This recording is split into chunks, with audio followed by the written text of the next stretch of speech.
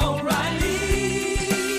You need parts? O'Reilly Auto Parts has parts. Need them fast? We've got fast. No matter what you need, we have thousands of professional parts people doing their part to make sure you have it. Product availability.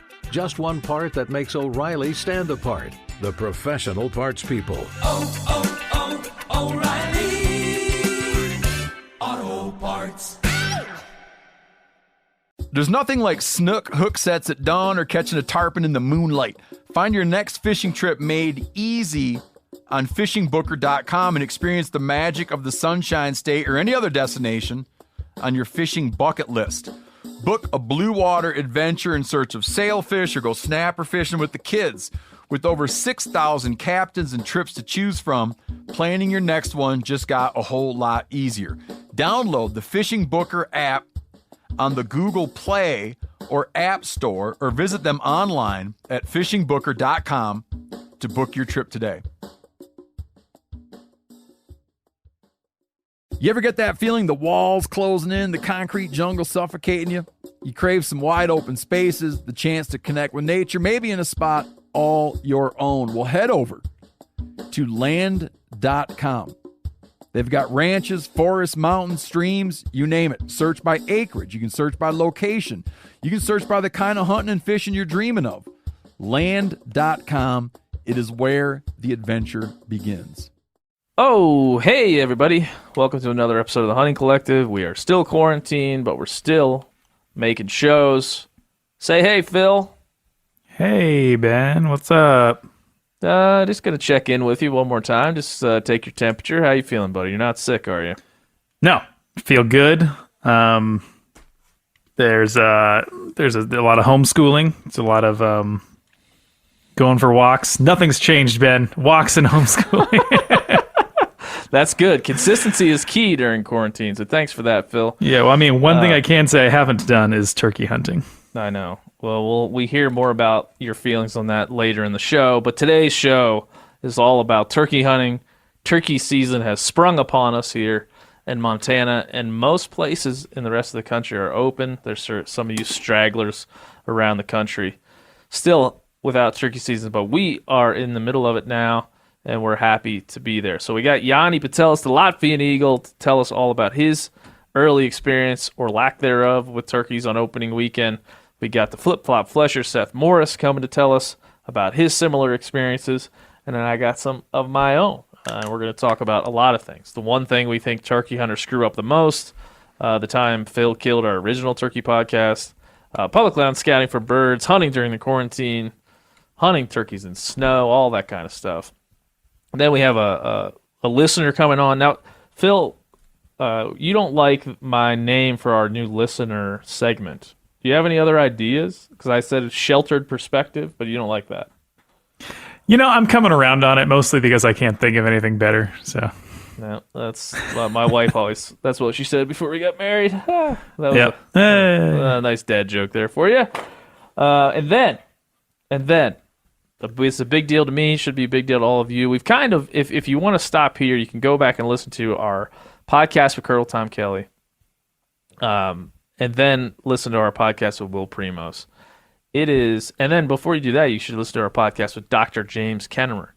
If you listen to those three podcasts, you're getting kind of a triumvirate of legendary turkey hunters, from conservation to writing to call making. In the case of our guest today, the legendary Will Primos, talking about turkey calls. If you love turkey hunting and you like calling turkeys, you want to stick around for the great Will Primos. Coming at you right now.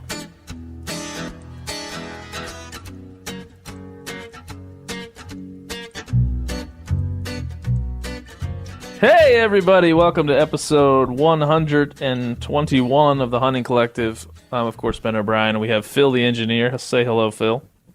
hello, Ben. We also have the flip-flop motherfucking flesher. Say hey, hello, buddy. everyone. And the eagle. The Latvian Eagle, Yannis Patelis, and he's growing a beard or some sort of facial hair over there, Yanni. What's going down? Yeah, that's a better way to describe it. You can't really call it a beard, but you can call it some sort of facial hair. Is there you have a particular goal with that facial hair, or is it just kind of you just don't care? Yeah, it's just the COVID-19. Rather let it grow than shave beard. That's true. How's the mustache looking? Lean that mustache in there, flip flop. Let's see it. It's looking good. Oh yeah, well groomed. I've been maintaining it pretty well. Now we got live updates on Phil's facial hair. Phil, have you shaved yet? Yes, I have, Ben. Oh my God! I thought you promised me that you were going to grow a beard. Check the records. There was no promise. Check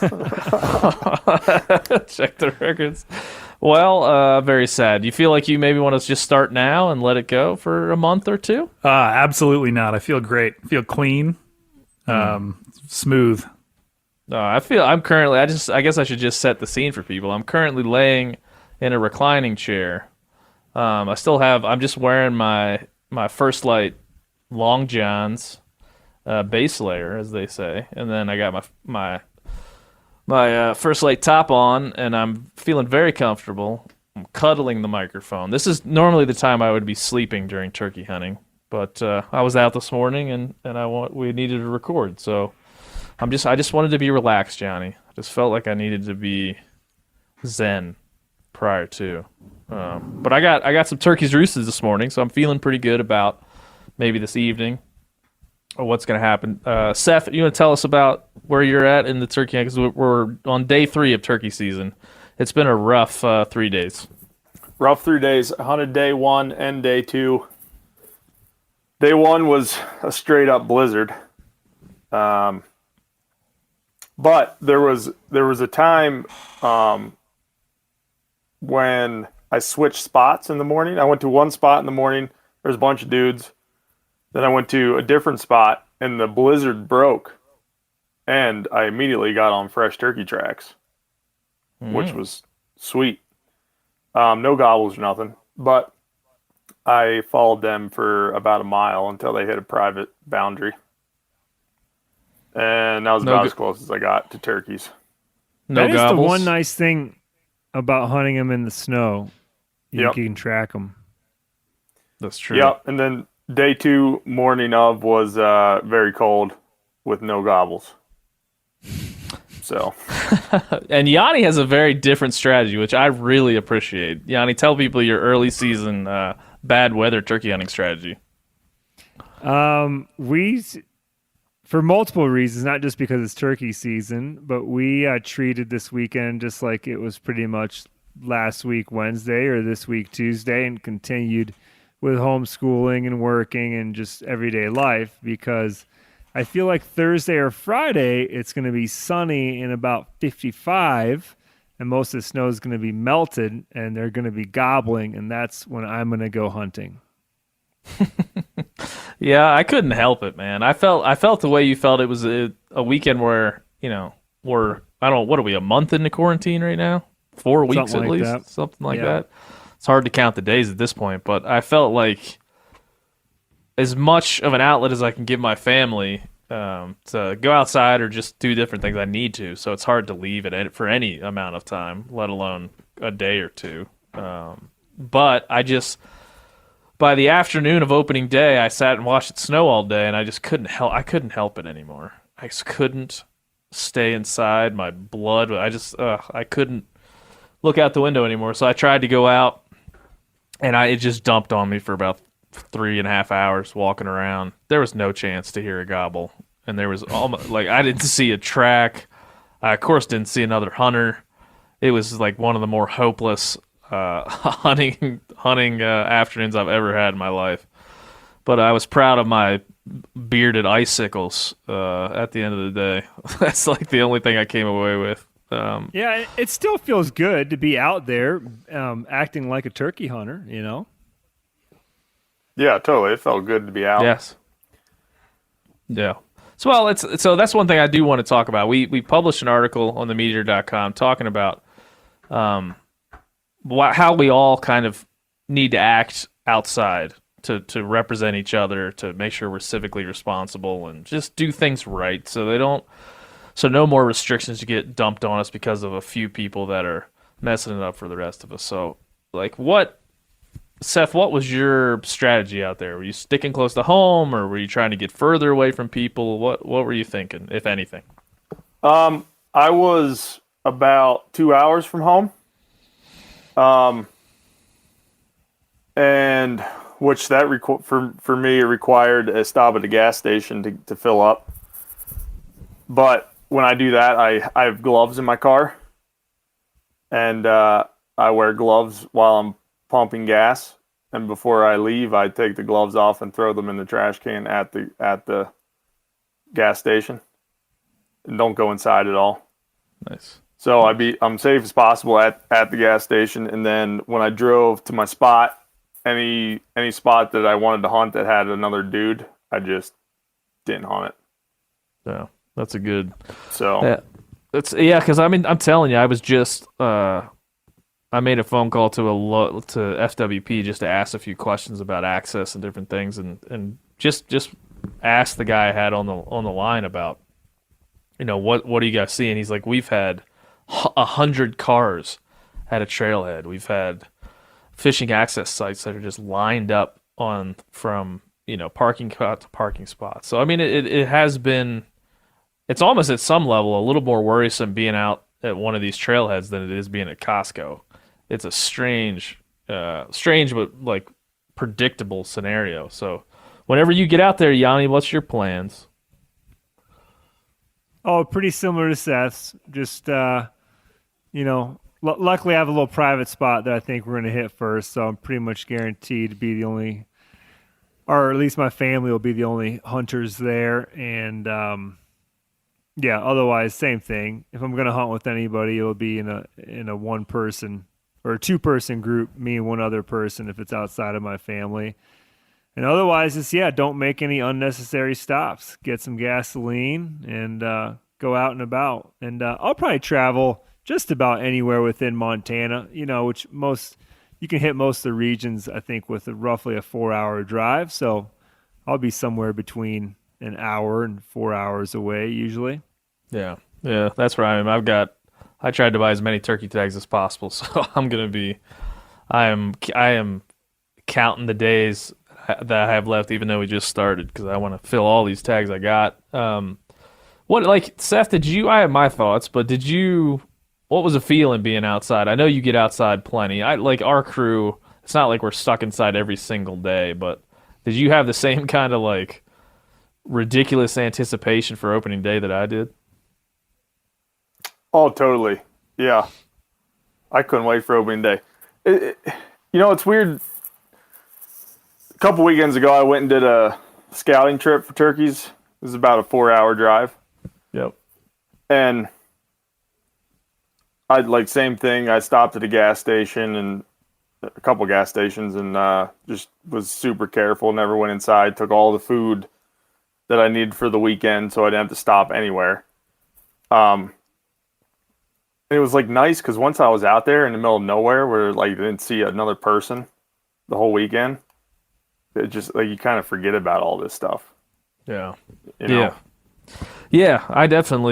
I was trying, my strategy personally is as I said, with my family before, I want to be as close to home. If I can get, put dinner on the table and run out really quick and try to roost a bird or, a place within a half an hour, 45 minutes to my house, that would be ideal just because I can, frequent it as much as I can sneak out in the morning and sneak out in the evening. So that's what I've been focusing on, which ends up in a whole lot of turkeys on private land and not on public land, turns out. If only I was friends with Ted Turner, I'd be off and running. But the best turkey spot I've found, and this is just public land, and I'm not saying this to put anybody down, but the best turkey spot I found, it was a state chunk, and I'm walking down this road that kind of cuts the center of it, and I get up on a ridge. I'm like, man, this would be a great spot. A bunch of ponderosa pines running across this ridge. I'm like, man, this is just great spot to sit for turkeys. And I get my binos out, I look down the ridge, and there's some dudes setting up a bunch of cans to shoot with AR-15s.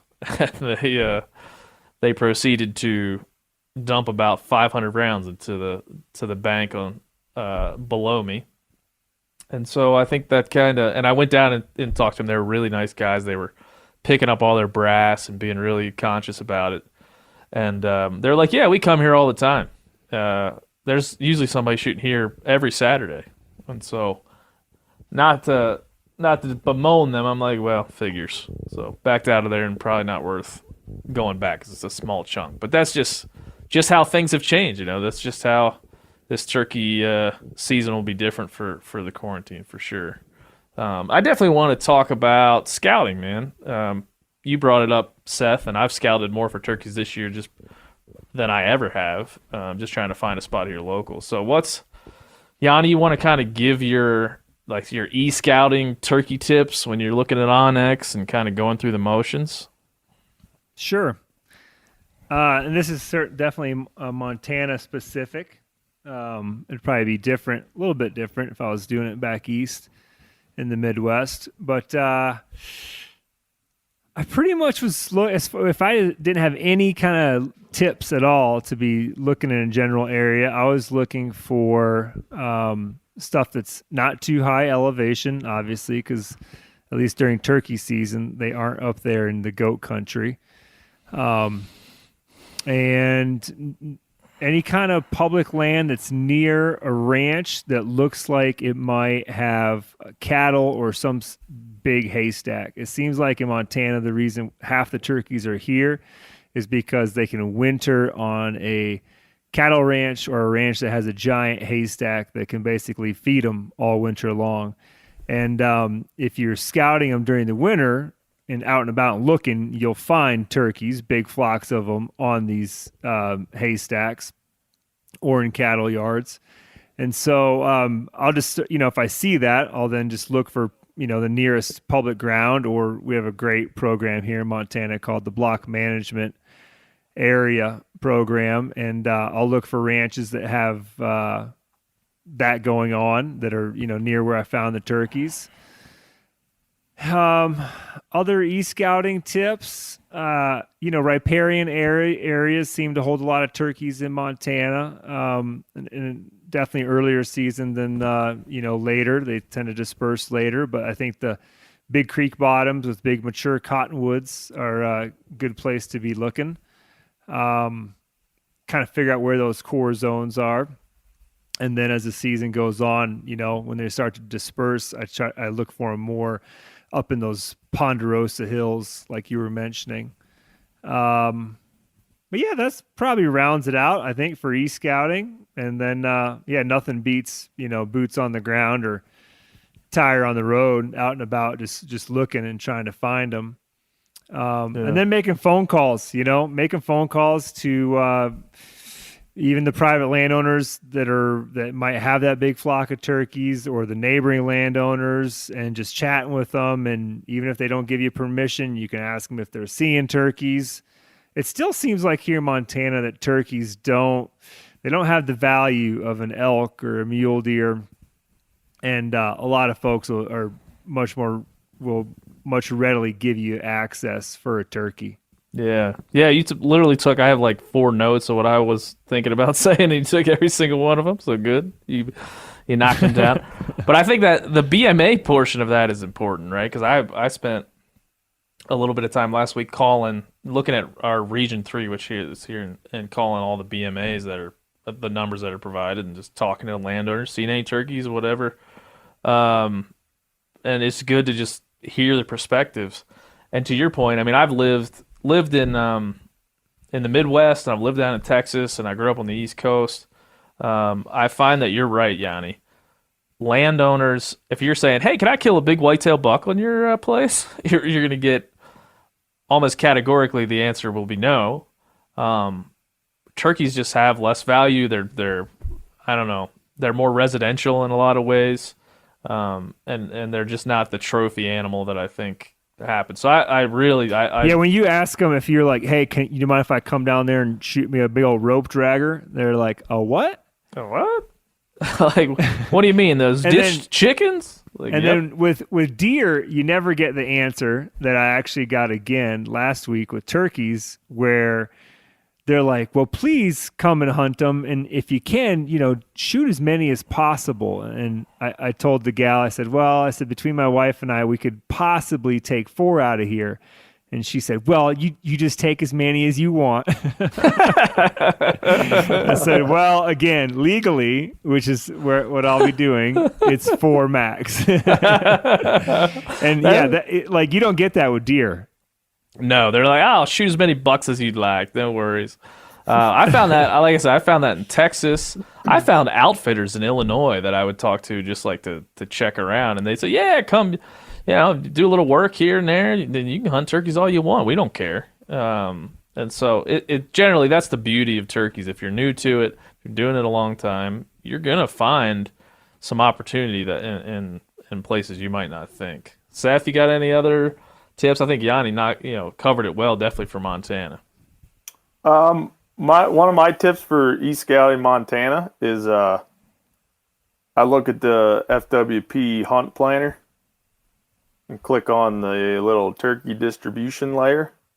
Oh yeah, I looked and at that. And then I look at those areas where FWP says there are turkeys, and then from there I go to Onyx and do the same thing that Yanni was talking about. Yeah. Now you could give us a Pennsylvania scouting discussion.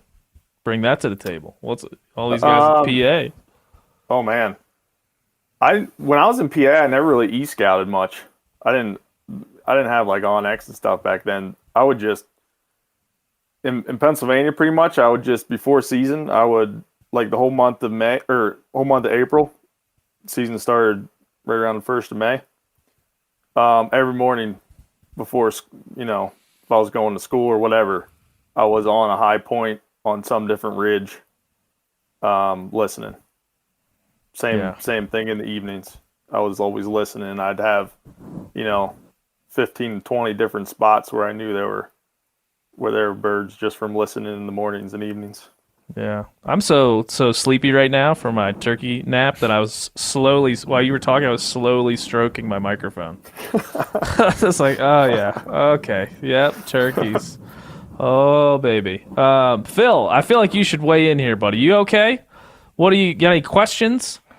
I'm sorry you're not turkey hunting right now. I'm sorry you don't have your hands on a big, fat, juicy breast from Texas, but that's my question. I know you guys are going to get into that, but do you guys have a contingency plan since it sounds like Phil's hunt is canceled? It's a hunter safety course issue at this point. There's that. Really? All the field days are canceled. All the field days are canceled, so it's hard. I guess he could take the one like a digital course. So I'm not even sure. We haven't even really looked into that. I just like stories of redemption, Yanni. So I think maybe like we just don't try this year, and then next year becomes such a glorious entrance into the turkey hunting world. You never know. But Phil, are you okay over there, buddy?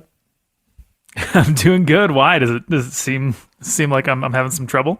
No. I mean, you haven't said anything. I don't want you to feel left out.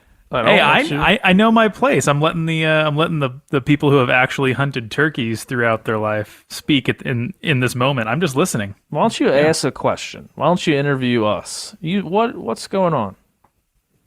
I care. Okay. Well, I just want to. You guys have any plans this week? You guys doing anything fun? That's not about turkeys. It's got to ask a question. Are you asking about turkey hunting plans? No, I'm just wondering what's going on in your life. I was thinking how it was pretty odd or pretty funny, I guess, that the first 2 weeks of this shelter in place, the Zoom conference happy hours were a real thing, and then the last 2 weeks I've not heard about them at all. Everybody's like, I'm an alcoholic on my own time.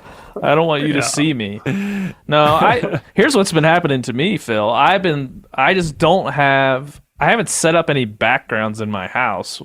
Like I see these people that have these, they're like, I'm in my office and there's 18 elk heads hanging behind them. And I feel poorly. I'm like, well, I got some curtains.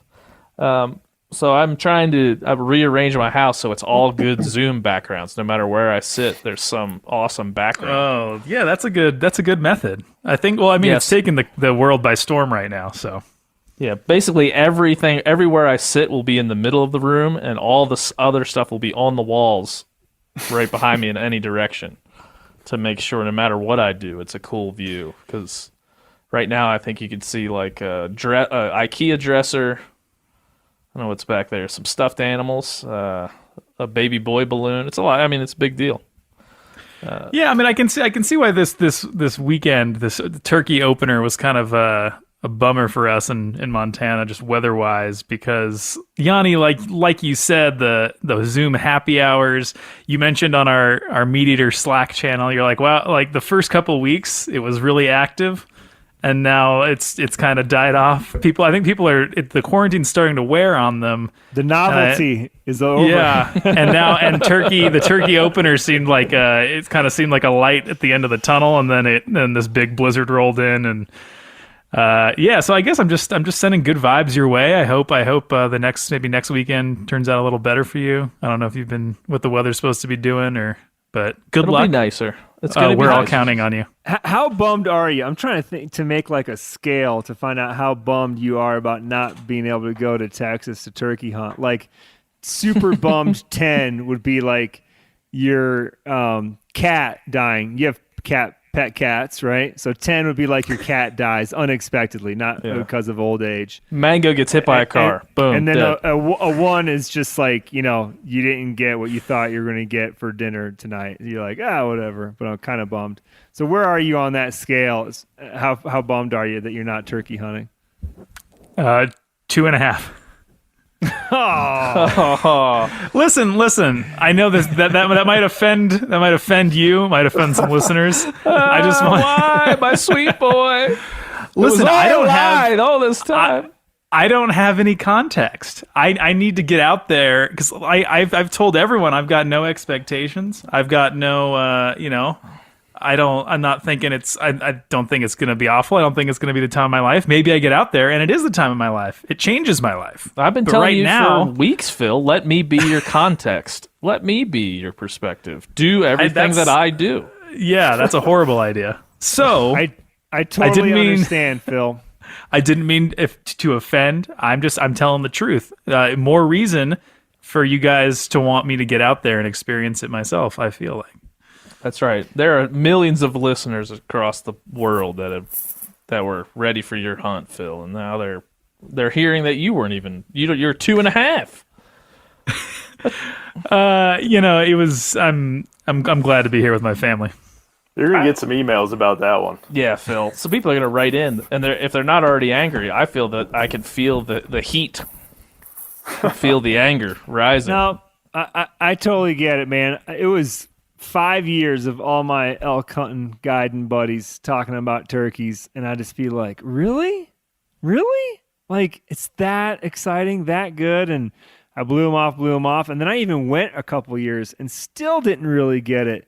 And then something happened and it clicked. And now I'm like just a monkey with calls in my pockets and in my mouth just all the time.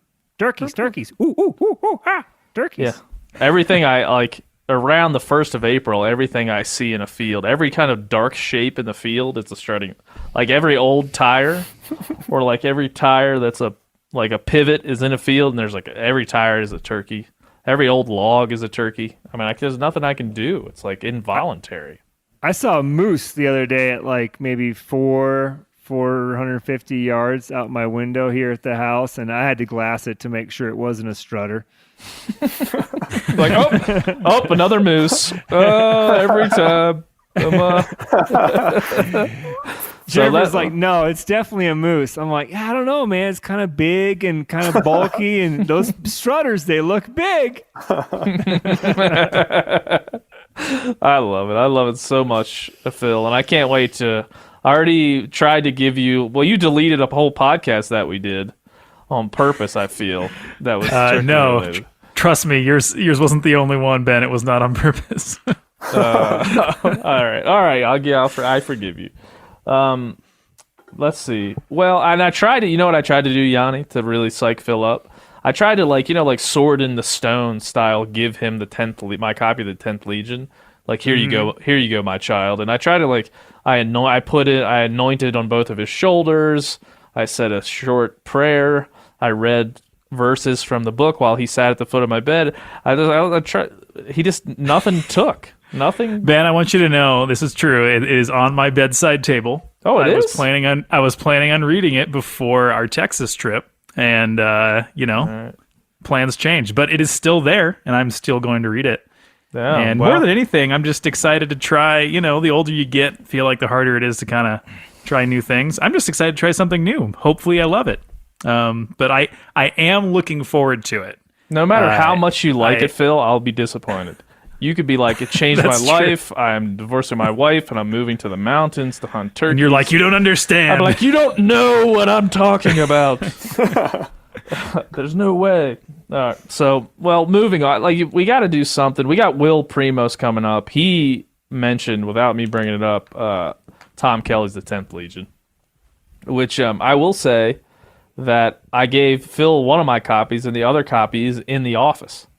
So I don't have a copy. I had 2 copies, and neither one of them are here in my house with me. So I feel a little bit alone. I don't know what I'm going to do. I might have to break into the office and get my other copy. So we shall see. But we're going to get to Will Primos soon. We did a whole thing, him and I, just about turkey sounds, turkey calls, turkey strategy, pretty much everything from a legend, a master in the game. That is Will Primos. So hope you guys stick around for that. That's coming up soon. Before we get there, I wanted to go around the round table here in our 4 different rooms and give one thing that we turkey hunters always screw up, like the one thing we do wrong more than anything else, in your opinion. I'm throwing this shot out of a cannon, so good luck trying to come up with one thing that we screw up, because there's so many. But Seth, I'll let you kind of lead it off. What's the thing that turkey hunters most often screw up? Oh man, I think when in the moment when you got a bird just hammering and he's coming, I think people sometimes call too much. They just want to hear that bird keep hammering and hammering, and I think people just need to shut up sometimes and let the bird come to them. Yep, that you'll hear that from Will Primos, in fact, and he explains why it used to be, 2 or 3 generations ago, the turkey hunting tactic was call 3 times, shut up, and that's all. So you hear that from Will coming up here. Not too long, but Yanni, what's your one thing that turkey hunters? So you're asking me to pick out like what I think is the most common, or just any common mistake? I think the most common mistake, the thing that it could be, your own personal experience or something that you've seen most often in other hunters.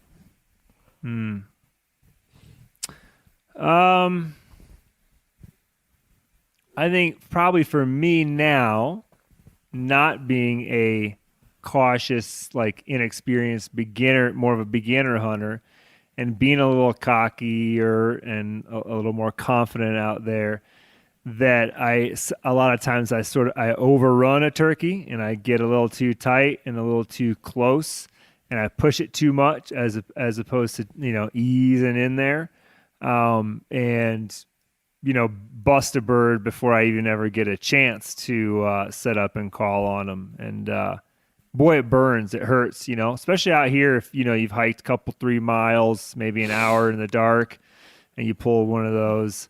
It's a real bummer. So yeah. It's probably pretty common, I think, is just pushing a little too hard. Yeah, I did that last year in Texas on a bird that was just coming on a string. I mean, he was just all I had to do was wait. I mean, he was coming on a string, so he was covering like 500 yards in maybe 5 minutes. I mean, he was coming hard, and I was working him good. And he kind of hung up on this little lip of this little hill that dropped him down into the kind of the meadow we were in. He hung up for a minute or two, and I got so antsy. I'm like, let's run up to this rock right here. We'll get down, we'll pop out, and he'll be right there. We'll be able to shoot him. Well, we ran up to the rock, and his wings were literally dragging against the other side of the rock where we were, and he must have heard us or heard us shifting, and off he went. And so that's probably me personally, Yanni. That's probably the thing I've done wrong more than anything. But I guess my one thing I've been thinking about this a lot lately, and I'm interested to hear your guys' perspective. My one thing is hunting the roost.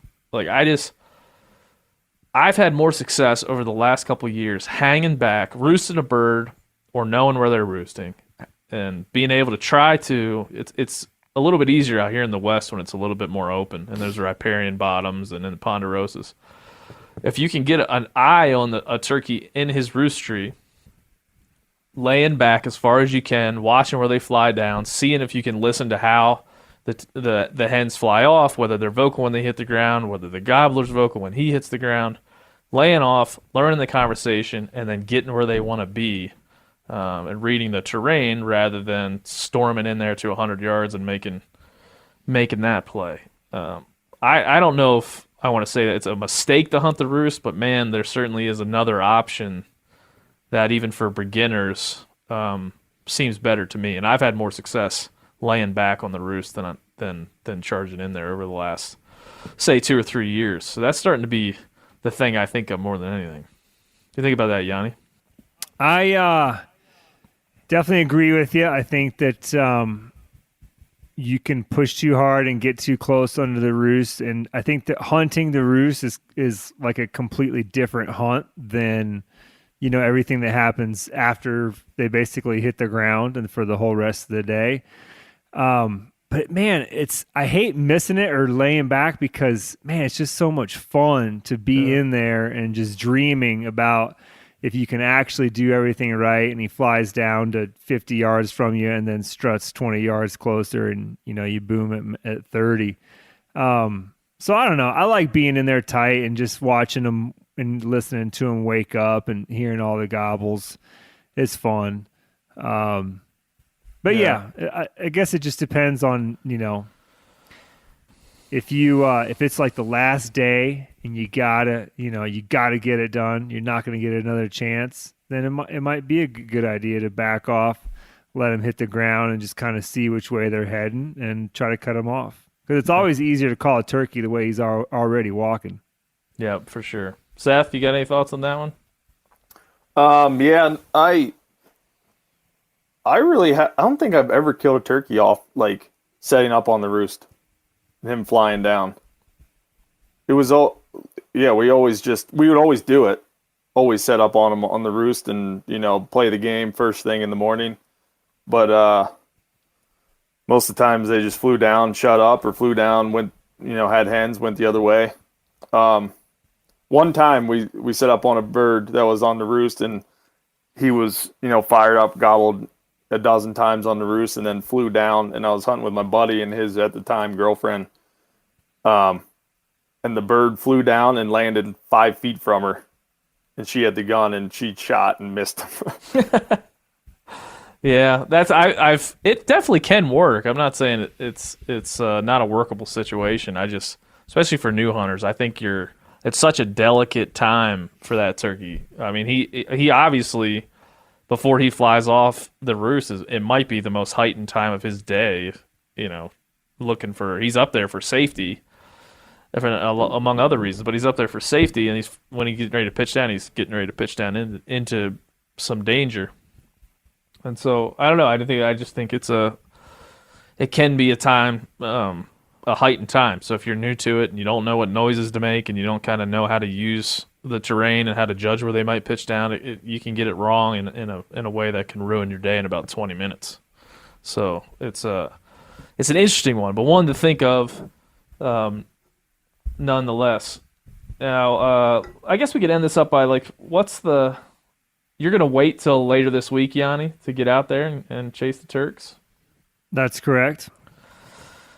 What are you expecting? You bring your girls with you? You gonna go solo? What's the plan? I'll bring in the whole crew. Like I was saying earlier, I got a little private spot. It's little. It's only 40 acres, and it's got a pile of turkeys on it right now.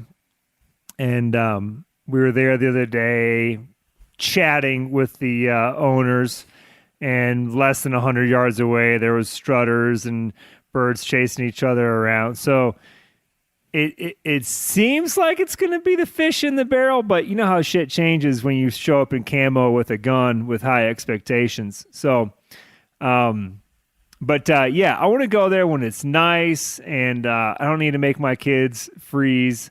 I want them to experience. We're gonna get in there early, right underneath them, probably. Although I don't know exactly where they roost, but I have an idea. And so I want the kids to experience just the turkeys waking up and all the gobbling that'll hopefully happen in the trees, and then hopefully we can knock down a couple birds and enjoy some sunshine and maybe have like a mid-morning nap. That's what I want out of a day of turkey hunting. So I'll keep working while it's cold and snowy. Yeah, this is my mid-morning nap right now. So yeah, I got some birds located this morning. I could have, I mean, they were just perfect. There was 3 big gobblers in a tree, 7 hens, and 2 jakes, all in the same tree. But not on public. They were on public, but I just wasn't sure the route over there. There's a bit of a corner hopping situation happening that I wasn't real comfortable with. But I know some folks who've hunted it before, so I just backed out of there, and I wanted to make a few phone calls to see if I could safely get over there. And it turns out I can. And so I'm looking forward to getting back in there tonight and just trying to locate them. And I'll have plenty of acres to work with and plenty of space to get after them. So I'm confident because they hit the ground and they just kept on rolling. I didn't make a peep at them. I just watched them, and they kept, all 3 of the gobblers were just lighting up every 5th step. They were letting one rip. So it's in a really obvious spot. Like any hunter that looks at this thing and wants to hunt this little piece on the map will find these turkeys in 5 seconds. So I got to get over there before some other intrepid hunter beats me to it. Are you just going to go and sit at the roost tree and let them come to you? There's a little, luckily for me, there's like a little, we should maybe even discuss the ethics of that. I'm not a real big fan of that. It's not unethical, but it is what it is. Nothing says that he's going to come back to that tree. That's right. That's why there's a little ditch, and then on the other side of the ditch is a nice cut. It looked like a cut bean field. Doesn't really matter, but a cut open field that's probably an acre maybe. So I'm just gonna tuck in there and set up a deke and soft call until the prime time and see what happens. I have a feeling the way this is structured that there's like really one traveled corridor to and from this big set of cottonwoods where they're probably going to be roosting. So it when you look at it, that's why I was so excited about it. When you look at it, the playbook is there's not like 8 things they could do. There's really one, but possibly 2, but one. They'd have to fly over a big old body of water for the second one. So I feel like it's pretty textbook. So hopefully I don't mess it up. But let's talk ethics real quick though, because you're saying you're not quite sure of hanging out under a tree that they roosted in the night before. You feel like that's maybe blurring the ethical line for you personally? A little bit. I'm trying to kill as many turkeys as possible because I love the meat and I want to stack these tags up. Everybody listening to this knows my goal a year is always 10 turkeys, and I think that's the limit. That's enough to get my family through just the white meat spectrum. If I can interject, yes. Between my wife and I, we did kill 10 last year, and we have exactly 1 breast left right now, and maybe 2 or 3 bags of already braised and pulled thigh and drumstick meat. So I think that you're spot on with your number. Not good, because I did the math, but I'm also not good at math. So there's that. So yeah, I mean, I think ethically, a lot. When I grew up, you couldn't hunt the afternoon for most of my life, and it's that way a lot of places, right? And I think it's for that reason, right? That assumption. I haven't read the book on it, but the assumption is can't hunt the afternoon because it becomes a simpler equation. Like you said, Yanni, they can go to any tree they want. They're traveling 2 miles a day sometimes. Well, and as we learned from the Wild Turkey doc a couple weeks ago, that gobblers rarely roost in the same tree 2 nights in a row. Yeah. Where does using decoys fall on your ethical turkey hunting scale? Yeah, I hate I ethics is tough in this scenario, but it's like there is a personal ethic to this. I think the overall ethic is fine, no matter whatever. If he asked the turkey, he wouldn't care. He'd be like, "Do what you got to do, man." I think. I think decoys falls under the normal operating procedure of a turkey hunter. It gets to be a little more questionable when you're using turkey parts, you're using a turkey fan, or you got a little, jerk string on your turkey thing to make the turkey move. But I mean, then you got Dave Smith decoys that are creating, about as lifelike a strutter as you can create. And so, and Callie Morris made famous the taxidermy turkey decoy back in the day. I can't remember his company, but he had a whole DVD series of videos where they would go out and take a full turkey mount and just set it out in the field. And so I don't know. There's different levels to everything. I'm doing a terrible job of answering your question and probably dancing around it on purpose. But I just think, I think the normal operating procedure of a turkey hunter is to put a decoy out. So I'm comfortable. And Seth, are you okay with that? You just hunt with a decoy. That's what you do. I'm totally cool with decoying turkeys. I haven't done it a whole lot, but I've done it a few times, and yeah, I like the results. Last year, Yanni, you and I fanned a turkey in Texas, so that's even an extra level of that scenario. So yeah, there's levels to everything. I think people generally take it to extremes, but am I right in saying that you couldn't hunt in the afternoons for this reason over the years? We've talked about a fair amount over on the old Meat Eater podcast, and I believe that there's multiple reasons, that being one of them, but another one being just to basically give them a break because people thought that, you pressure them too hard, they're not going to gobble. And again, after talking to the old wild turkey doc, that turns out to be true. You pressure those turkeys too much, they are going to gobble less. Yeah. So I think that was a reason. So yeah, but and both of those reasons are sort of to give them a break, and let them just do their own thing a little bit. Yeah, no, that's why personal preference versus ethics is important. We have to talk about that. Well, is it your personal preference to do it this way, or are you acting in an unethical fashion? I think the roost tree and the decoy lands in the personal preference thing. What do you personally prefer to do? What kind of challenge do you wish to construct for yourself? I think that falls into the personal preference side of the ethical conversation. But admittedly, it's a gray area for always when it comes to these things. So yeah, I can tell you, I've hunted a lot of roost trees in the evening unsuccessfully. I have all this false confidence now after my early morning encounter. I'm going right back in there and whack a tom. Probably going to take me 20 minutes. Yeah. So yeah, I will. They're probably going to kick my butt. That's what Tom Kelly said. The minute you become confident, that turkey will kick your ass with that confidence. Seth, what's your plan going forward here when the weather gets nicer? I'm heading east this weekend. It's going to be a nice weekend. Going ahead, I'm heading where the turkey densities are high. And that's the mecca of Montana at the very least. Yep. I'm just going to do some camping, do some turkey hunting, get away from people, just have a good weekend.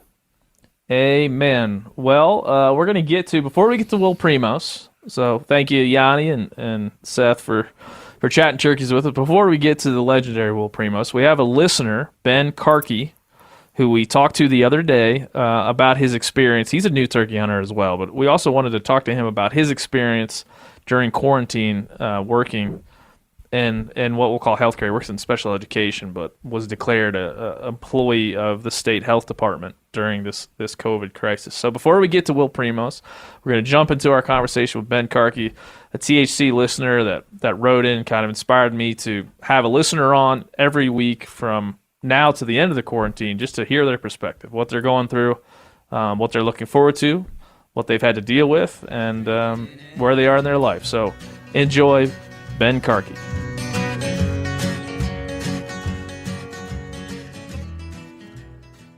O'Reilly Auto Parts are in the business of keeping your car on the road. O'Reilly Auto Parts offer friendly, helpful service and the parts knowledge you need for all your maintenance and repairs. If you're confused about what part you need, like what wipers are going to be the best, what replacement headlights are going to be the best, go into O'Reilly and talk to the people that work there because they're great and they're super friendly and they'll get you squared away where you walk out knowing you got the right thing.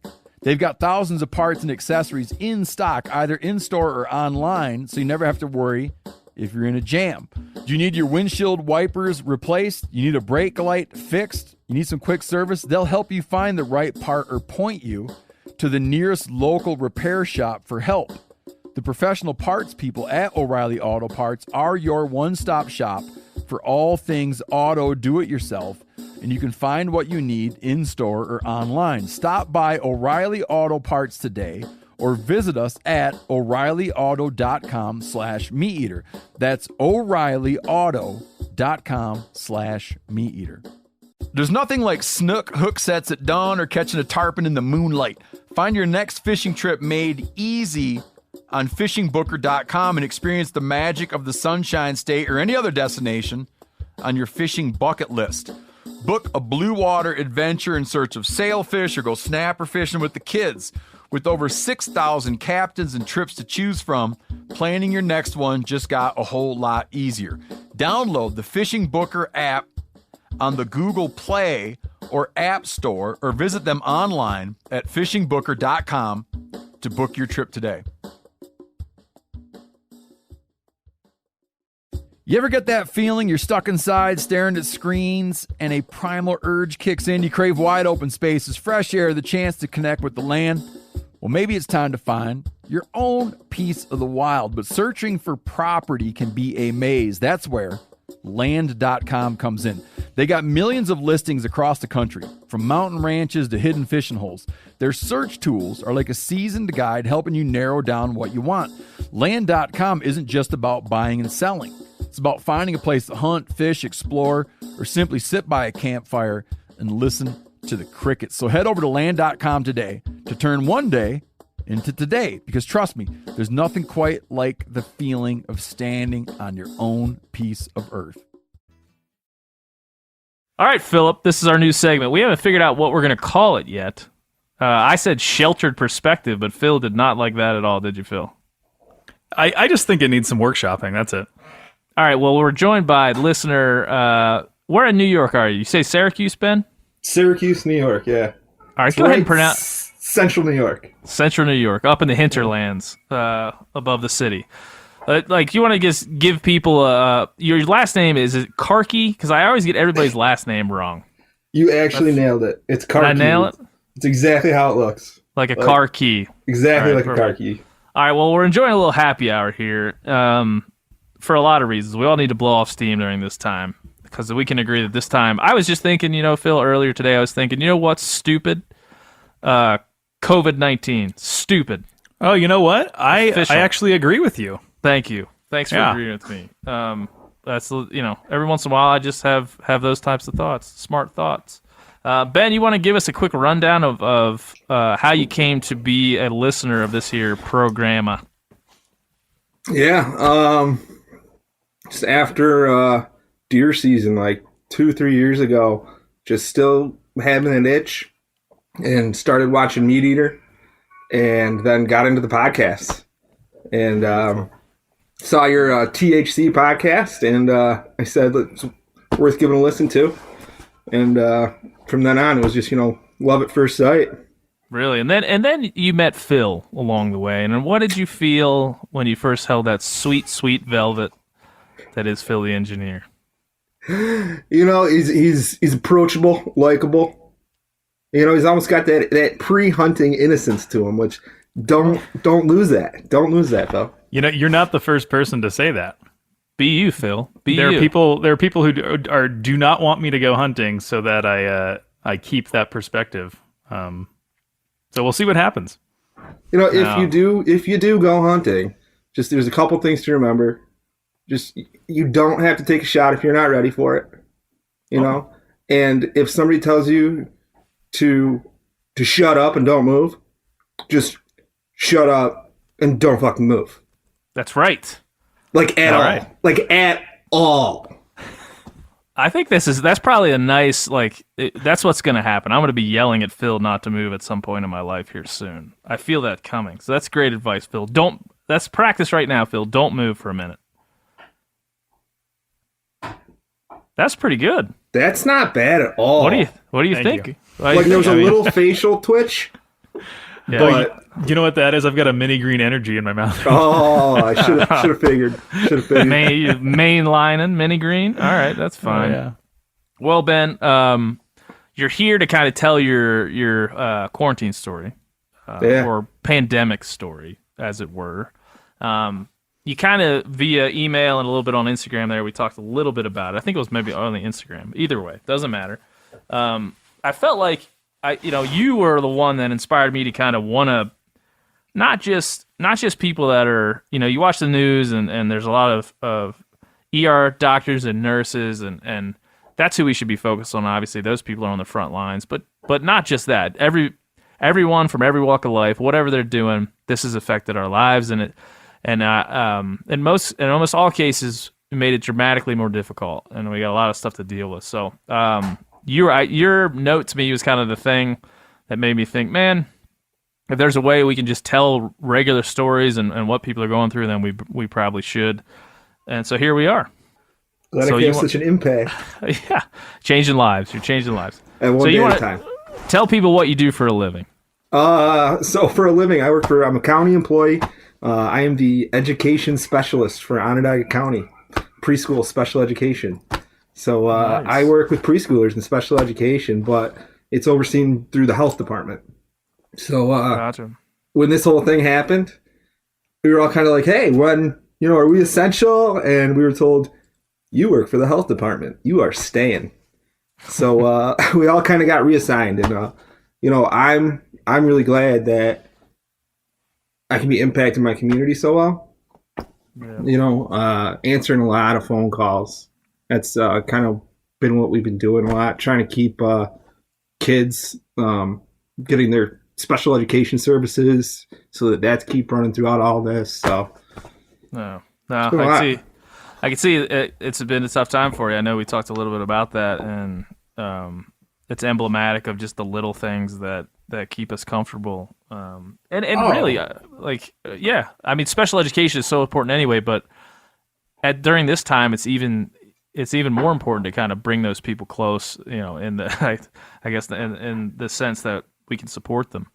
and for all these kids who, especially these little kids, any little kid, they thrive on that routine and that consistency. And in this huge time where really nothing's consistent, us adults are going crazy because we're out of our routines. It's so much more important for those kids to at least give a little bit of consistency for those kids who've really made so much progress too. Don't want them to fall back. So. But yeah, we've worked with that, and people got to get paid too. That's the other thing is we got hundreds and hundreds and hundreds of therapists who are grinding every day. They get paid per child that they see. So they're driving in between. They're having to figure out new ways to do things. So we're really working hard to get them paid, and then answering the phone lines has really been impactful on me. Just kind of realizing there's a lot of ridiculous phone calls that we get, but some people are are really just super scared, and that really hurt me in the beginning. And then I just kind of started thinking, saying to people, we don't want you to be scared. We want you to be aware. Be aware of how you feel, how the people around you feel. If I go here, who's it going to affect? Those are the kind of the things that we should be aware about. Yeah, no, that's awesome, man. Do you have any, stories from this time, particularly that have, given you some perspective you'd like to share with people that have uplifted you or made you think twice? One of the things that we're going through right now, is we have a lot of people calling us and telling us just how, in no uncertain terms, how upset they are that we closed the golf courses recently out here. You can go out without golf for 2 weeks. It's April. We just had snow today. You know, you can go without golf for a couple weeks. It's given us these weeks right now so that in the future couple months, you're going to be able to go play golf again. And you really got to think, like, these guys are taking the time out of their day to yell at me and my colleagues about golf when really, you know, we just had somebody else in our community die today. You know? Yeah. And, like, I got older parents. They're in their 70s. Sorry, Mom and Dad. They're going to listen to this one probably. You'll get 2 more we love you, Mom and Dad. We love you. Oh, they're great. Tell your friends. But yeah, you know, you gotta, you know, you think about them too. And I think when you really kind of personalize it, that's when I started really taking it seriously. I remember joking around about it. And then thinking it's not going to happen here. And then, you know, a couple weeks ago, when we, you know, it started really, you know, came into our county. And just can't stress the importance enough of, you know, just being aware, man. We had, you know, a lot of people turning each other in. That's the other thing. Neighbors kind of calling on neighbors. And it's not always for quarantine reasons, you know, just kind of. Is your daughter watching Frozen right now? It's a Frozen toy. That goes on my house like on a loop. If any parents are out there haven't heard the Frozen song 3,000 times during quarantine, you're not parenting. I go into full on let it go whenever given a chance. I'll tell you this story real quick, not to interrupt your tale. My little niece is turning 3. We'd all planned to go. She lives in Ohio. We had planned to go to her birthday party, but we're not going to be able to get there. So my son and my wife and I are going to dress up like the characters and create a video tribute because she's such a big fan of Frozen. So I'm glad that we have that in the background right now. Oh, it's so good. Oh, that's great. Yeah. So those are just the little things, but I appreciate your perspective for a lot of reasons, man. It's the little things. You're right, man. Like the other day, I was thinking, and I was about to go to work for the morning, it's already so weird because our routine is different. Me and my wife, our routine got changed, and I mean, there's no traffic whatsoever. It's great, but it's different. I didn't know, you know, what was going to happen at work, and I was kind of stressed out about it. And I was holding my daughter, and I realized that she had just had a total blowout. And I was like, it kind of just brought me back down, you know. And I'd never been more excited, more happy to just change a diaper because it was the most normal thing. You know, it was kind of one of those little things where whether or not we were in a pandemic, that was going to happen. And that's one of those, you know, kind of little things that, you know, kind of bring it back. Yeah. Into, you know. And that's why it's important, man, for you to just, as you know, it's not an extraordinary story by any means that you're telling, but it's an important one. You know, I'm not putting down your story at all, but I mean, it's just everyday people going through these hardships that they're hard to see on the surface. You know, they're hard to get to for most people, and for me too. I know Phil and I live in Bozeman, where we're not in, you know, in the epicenter of it or close to it like you are, and we don't feel it. You know, we see it on the news, we hear it. You know, we know it's happening, but we don't feel it the way you feel it. And so that's why I wanted to hear from you. You know, it was the same way. I kind of felt the same way because, you know, we are, you know, a couple hours away from New York City. So when it was in New York, it was a little bit distant from us. And then all of a sudden, I remember when we got our first case in our county, and things got really real. You know, not to sound foreboding or anything, but you know, once you start seeing it like put down into your town, and there's, you know, 30, 40, 50 cases right where you grew up, you know, that's where, you know, you start thinking about, you don't know who has it and who doesn't has it. Yeah. So that's, you know, kind of one of those things where it's so hard to deal with. Yeah.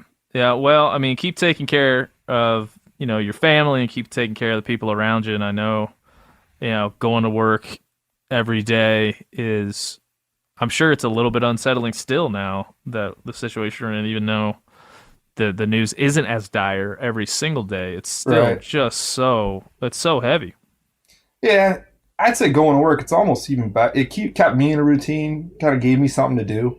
And the most important thing is me being able to answer a lot of the triage calls left all of our nurses, our public nurses, open to do their investigation of positive cases, which is such an important thing.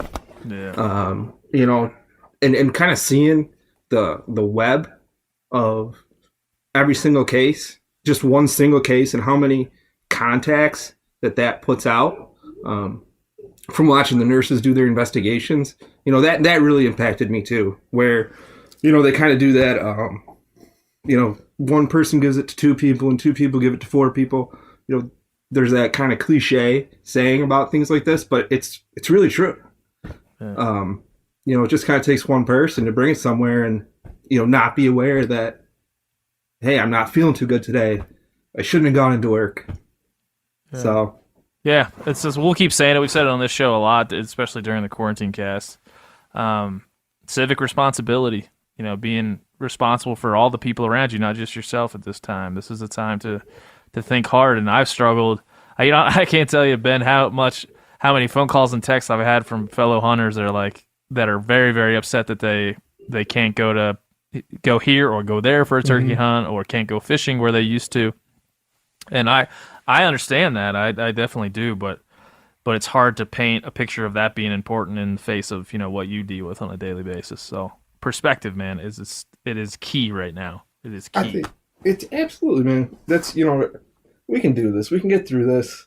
We can get through anything, we just got to keep it on perspective. And New York just announced that they're keeping our turkey season open. So we got to stay 6 feet away from each other. So I got to buy a bigger blind. Attaboy, I like it. Dude, I'm going out turkey hunting for my first time this year. Are you really? All right. All right. You can ask Phil whatever you want to ask him. He's an expert at this point by proxy. Wow. He'll be able to tell you pretty much anything about turkey hunting. Yeah, I've been. I was a big fan of that episode with the guy who was doing the turkey calls just with his mouth. Oh yeah, that was a beautiful one. Now I believe, Phil, that he taught you exactly how to do it. Now, what does that sound like again, Phil? Perfect spot. That's, oh my gosh, that was almost like, is there a turkey in the room with me? Nailed it. Is there a hen in here? Well, we'll check back in with this and let us know how it goes. I'm going to be doing the same thing. It's supposed to snow 8 inches here tomorrow on opening day. Nice. So, yeah, that's what we got going on. But go outside, man. Chase some turkeys around. Let us know if you kill one or not. And send us a picture if you do. We'll share it with everybody and continue to root you on from way over here and in the mountains.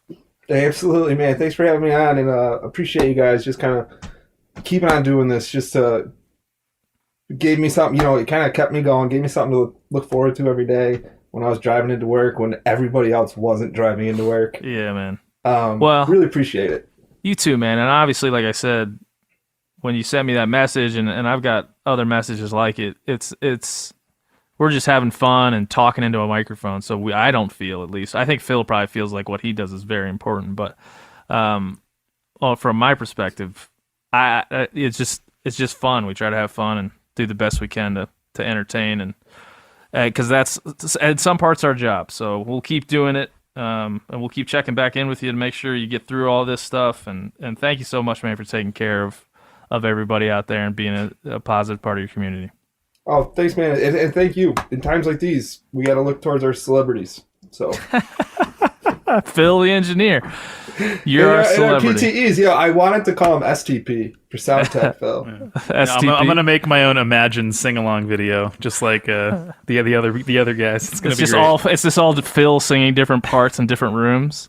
Oh, I like it like the old Queen video. Yeah, I can see that. It's all black. Instead of Imagine, I'm gonna do like We're Not Gonna Take It by Twisted Sister or something like that. Something to really inspire people. I like it.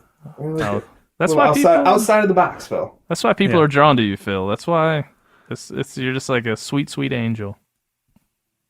He is in a leather jacket. Thank you.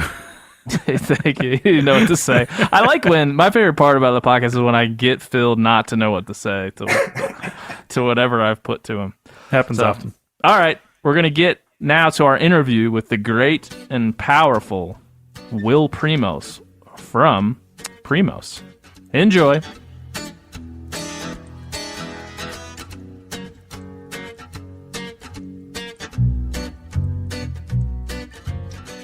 Awesome. Well, I think we probably, before I was at Meat Eater here and had this podcast, I was at Yeti for a while and ran their marketing. Yes, you were. I was going to say, I wonder if you remembered any of those. Oh, yeah, I do. That's good. That's good. Well, it's good to see you. How are you?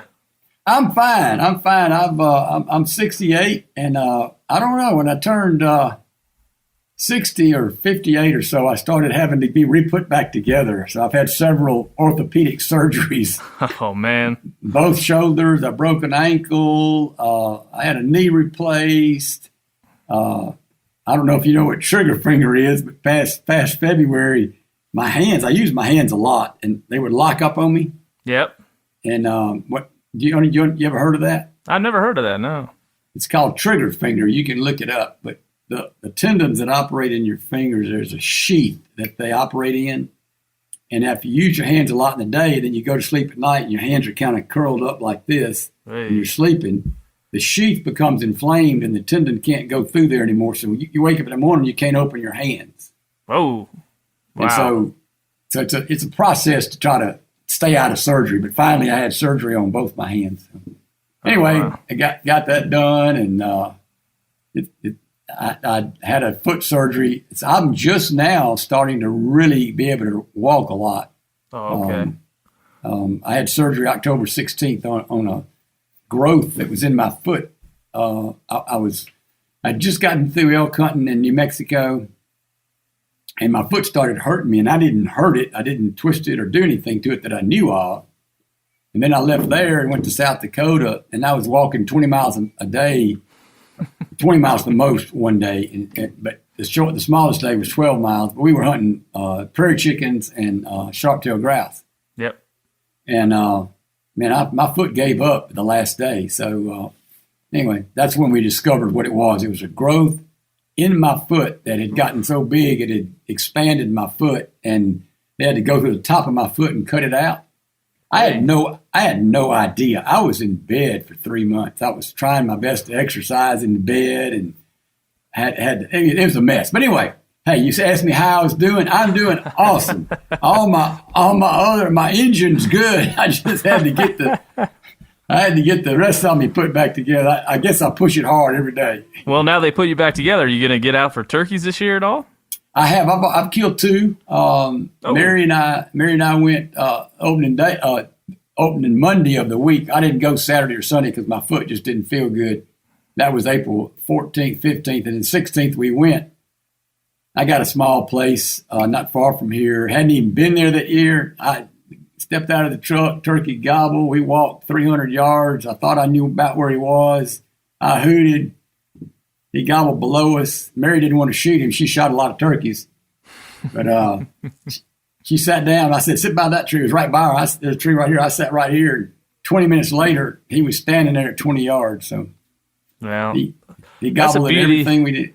Yeah. The beauty of turkey hunting, I was telling somebody the other day, every once in a while, they make you seem real smart. And then I just felt lucky. I didn't feel smart. Yep, yeah. I'll amend that phrase to include the term smart instead. Lucky so instead of smart. Are you living in Montana? Yeah, I'm up here in Montana. Joined Bozeman. Okay. So right north of we're on the Gallatin River, right north of Yellowstone. Yeah, not too far. I've spent a lot of time in the Bozeman area, Livingston, and all over. Beautiful country up here. Beautiful country. Mm-hmm. We had 62 degrees yesterday. I got a snowstorm. Yeah. It's not what that y'all now. got. No, we're getting tomorrow, and it's full. The way it's coming together. We're going to have. They're predicting some overly serious winds and tornadoes. So we're hoping to get through that tomorrow. Yeah, I tried to sneak out this morning because I had spent all this week scouting and found some birds on public land and thought I'd get out there. And I got out for about 20 minutes and I couldn't see. I couldn't see 10 feet in front of my face. I thought dumber things have been done than going home. So yeah, here I've I done am. it. I've hunted them in North Dakota, Montana, in the snow like that, and it can be a lot of fun. It can be. Yeah, I've shot biggest turkey I think I've ever shot in the snow in South Dakota. So yeah, it can be, but you gotta. Yeah. With the winds gusting to 30 miles an hour, not so good. That's not right. so good at all. Well, I was just telling you, man. For me, it's great to talk to you for a bunch of reasons, but you're a pioneer in almost all the things I love to do. So well, I got a lot of questions, but most of them pertain to what happened in the past. Okay, you're gonna test my memory. Yeah, a little bit if you allow me to. I was just watching what you said was like the second video you guys put out. It's on the Primos.com right now. You and Cuz Strickland hunting all over Mississippi, or at least the first couple of hunts there look like they're in Mississippi. And it's just, to me, to see, I was 3 years old at the time, or maybe 2 years old at the time, and to see you guys with 80 pounds, I don't know how many pounds of camera equipment lugging around. It was about 80 pounds. Yeah, with tape decks and all this stuff, still getting it done, still getting good footage. It would be good footage today, I think, a lot of it. And so I'd love to hear some of your memories from those times. It's because it was so new at that moment. Well, I started Primos in 1976, and by saying that, I never really started Primos. I was making mouth yelpers, and I started selling them to dealers in 1976. So you have to have a start date, so I guess that's my start date. I was trying to hopefully one day have enough opportunity to have a real business, and it took a while. But a lot of things in your life are based on when you were born. Not only the year, the decade, the century, but also the month of the year. Mm-hmm. There's a book by a very famous author named Malcolm Gladwell. Oh, yeah. And he wrote a book called The Outliers. Yep. And it's an incredible book, and I recommend it to people to read because you'll learn things about not only history, but about what might pertain to you in your life based on when you were born. That one of the most interesting things in the book was the fact that all great hockey players are born in January, February, March. Yeah. How interesting was that? And then he told the story about that because when you're 8 years old and you were born 6 months behind somebody else who's 8 years old or 9 months behind them, and you're in school together, that time frame gives them so much more maturity, sometimes physically, most of the time physically, but sometimes mentally. And it just allows for that person to excel so much more in what they do. Well, when I was born in 1952, and then I loved to hunt and fish. That's all I wanted to do as a kid. All my uncles, they were all close in proximity, and they all hunted ducks or deer and quail, and one of them had 12 bird dogs. My daddy, he's a Depression child, and he was always worried about having enough money to pay the bills and be able to take care of things. So he was extremely frugal, and he would go hunting, and he'd take me hunting. He'd take me squirrel hunting, and he'd take me dove and small game hunting. But I just never could get enough of it. And then as time went on, and I started making those turkey calls, I would make them for myself for a long time and started selling them in 1976. So I would have been, 24 years old at that time. And there were things that were available to me as a new entrepreneur that weren't available to other people. For instance, the injection mold presses that mold plastic parts, the tooling that can be built to turn or make wooden parts.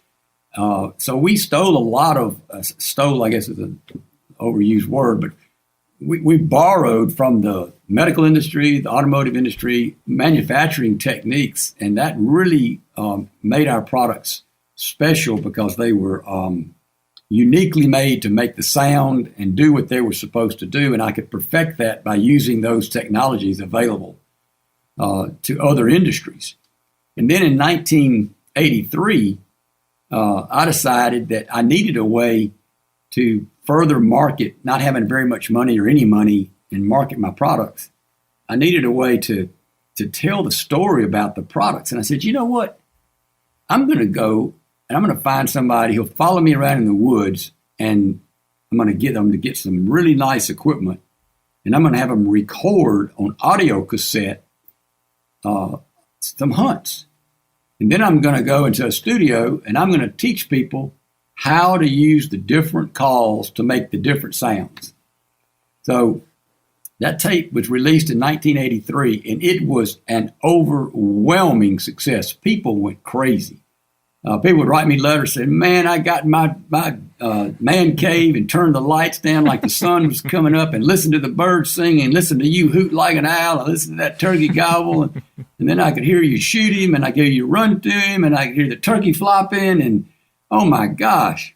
And so that really paved the way. And then shortly thereafter, the technology to make a video camera and sell it at a store to the consumer for, I think it was around $1,200, $1,400, pretty expensive back then. But you could take a video camera and go out there and record a hunt. Yep. And so I said, dadgummit, we're fixing to do that. and try to do that anyway. We didn't know if we could do it or not, but I hired Ronnie Cuz Strickland. Ronnie was from Natchez, Mississippi, which is about 2 hours and I'd guess 15 minutes south of here. On the Mississippi River. Mm-hmm. It's a famous old town, incredible history in the town.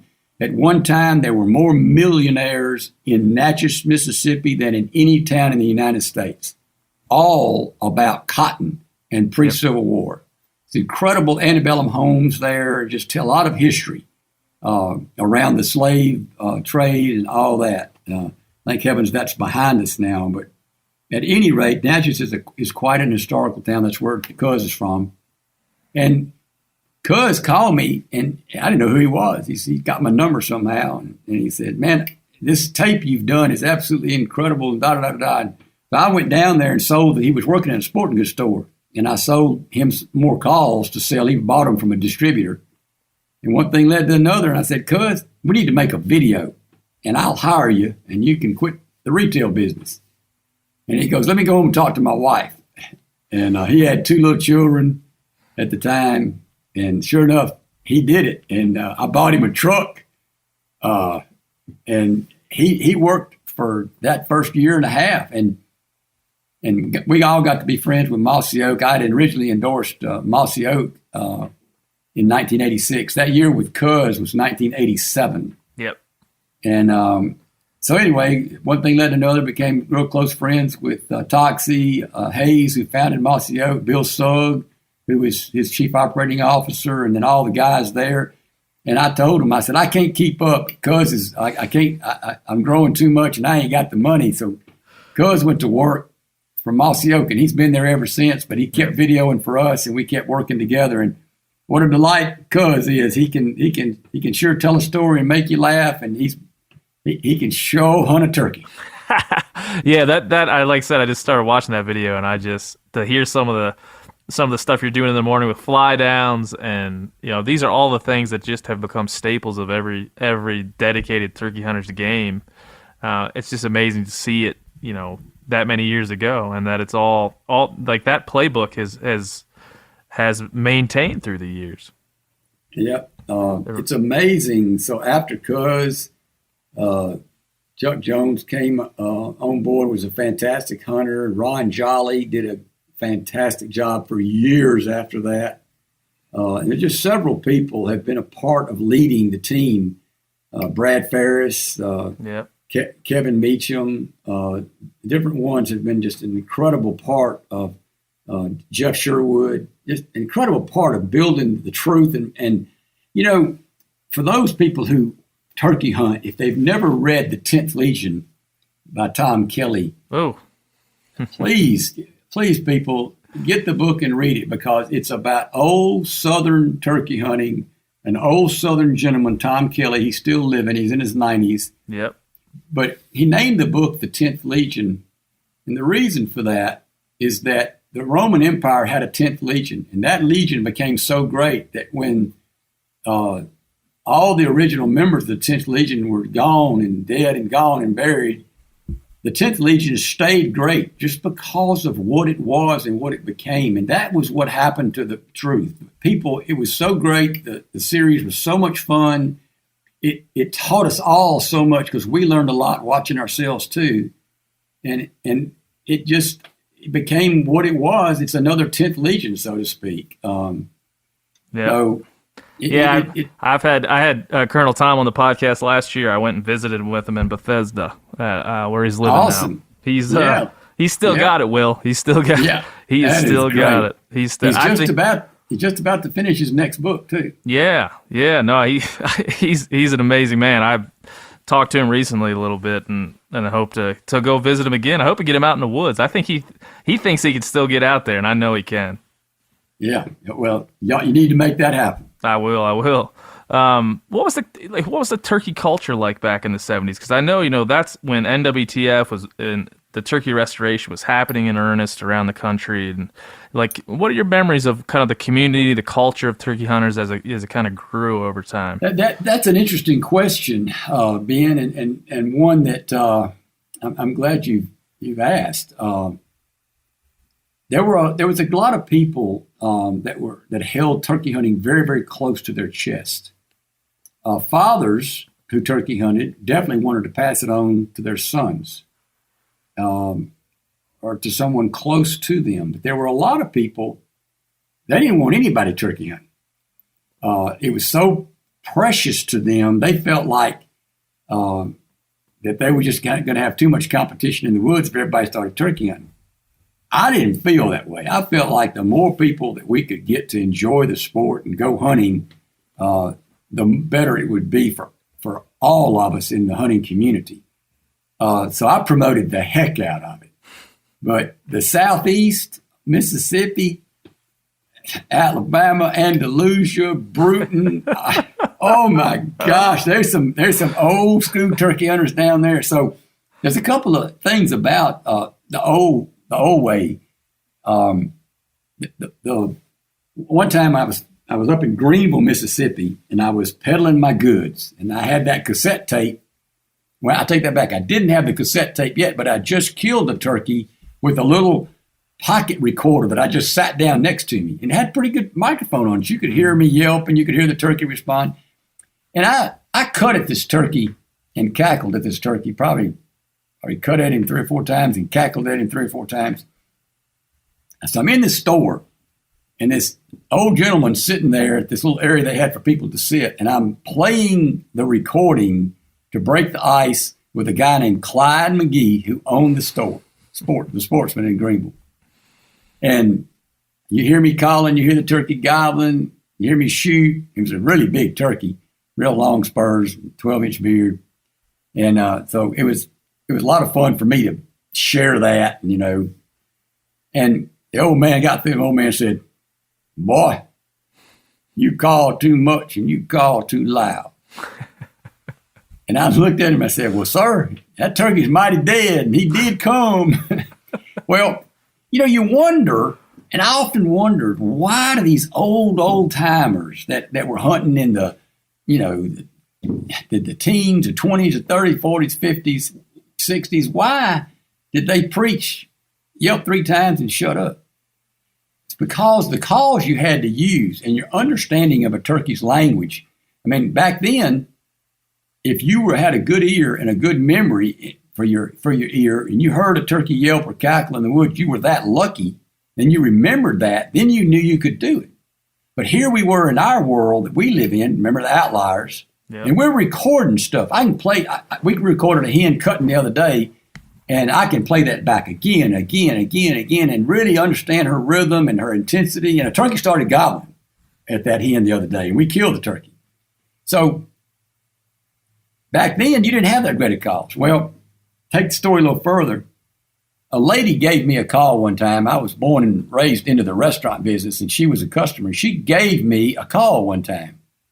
She handed me that call, and I said, "Oh, Ms. Lotta, you don't want to give me that call." It was the first original 1897 patented Gibson box call in mint condition. And she said, "Nope, I want you to have it." She was getting close to 90, and it was her daddy's call, and she wanted me to have it. So all these years I've kept it in the shadow box in the office. And about 3 years ago, I said, "You know what? I want something to happen to this call. I want to honor Ms. Lotta." I called NWTF and I said, "I tell you what, I'm going to give the museum this call if y'all want it. But I want to create a program around the call to raise money for the NWTF." So we created 1,600, I think it was 20, for every chapter of the NWTF in the United States, and made an old exact replica, black ink stamped with a rubber pad on top. The call is made exactly like it was. So we've learned a lot since then. Our calls are a lot better than this call. But we even used the original screw from England. We sourced that screw, and they still made it in England, and we got that screw. There's no spring under the lid. Well, I then said, okay, to promote this deal for everything, I'm going to take it hunting. So me and Brad Ferris went to the woods and took the old box call and yelped up a turkey and killed it. And I'm going to tell you something. The reason the old timers tell you to yelp 3 times and shut up, because if you can get 3 good yelps out of that box call, you better shut up. Because the lid floated and didn't do quite right without a spring under, and you had to really know what you were doing and really practice at it to get it right. And so they didn't have the good mouth calls that we have today, and they didn't have the recordings to study and the contest that drives everybody to get better and better and better. So back then, you yelped as little as you could. And here's another thing about the old days. You've seen people shoot a turkey and the old timers say, get on him. And you just run to that turkey and get your foot on his head, and you put the instep of your boot right on his head and let him flop. That's right. And the reason for that is because in the old days, people were shooting the best load that they could. Usually a pump shotgun with a hammer on it, I think it was 97 Winchester. And they were shooting 2.5-inch shells, and they were shooting 7.5s, trying to get as many BBs as they could. And a lot of times they just knock that turkey down or knock him out and he'd get him run off. So you better get your foot on his head. And now, in today's world with TSS, you better take their heads off. Yeah, that's right. Yeah. And it's funny how those things we've been talking about this in other conversations too, how things just kind of stick for generations. And it is iconic for a turkey hunter to pull the trigger and go running and get that boot on that neck or grab that neck and stop that turkey from flopping. And I wonder, you feel like that's where it came from, but why did it stick around for so long? You know, it's just the motion that we all do. Because we used to teach it. If you watch the Truth One you were just talking about that you got on streaming on Primos' website, I guess. Yep. We run into those turkeys. We shoot them and we run to them.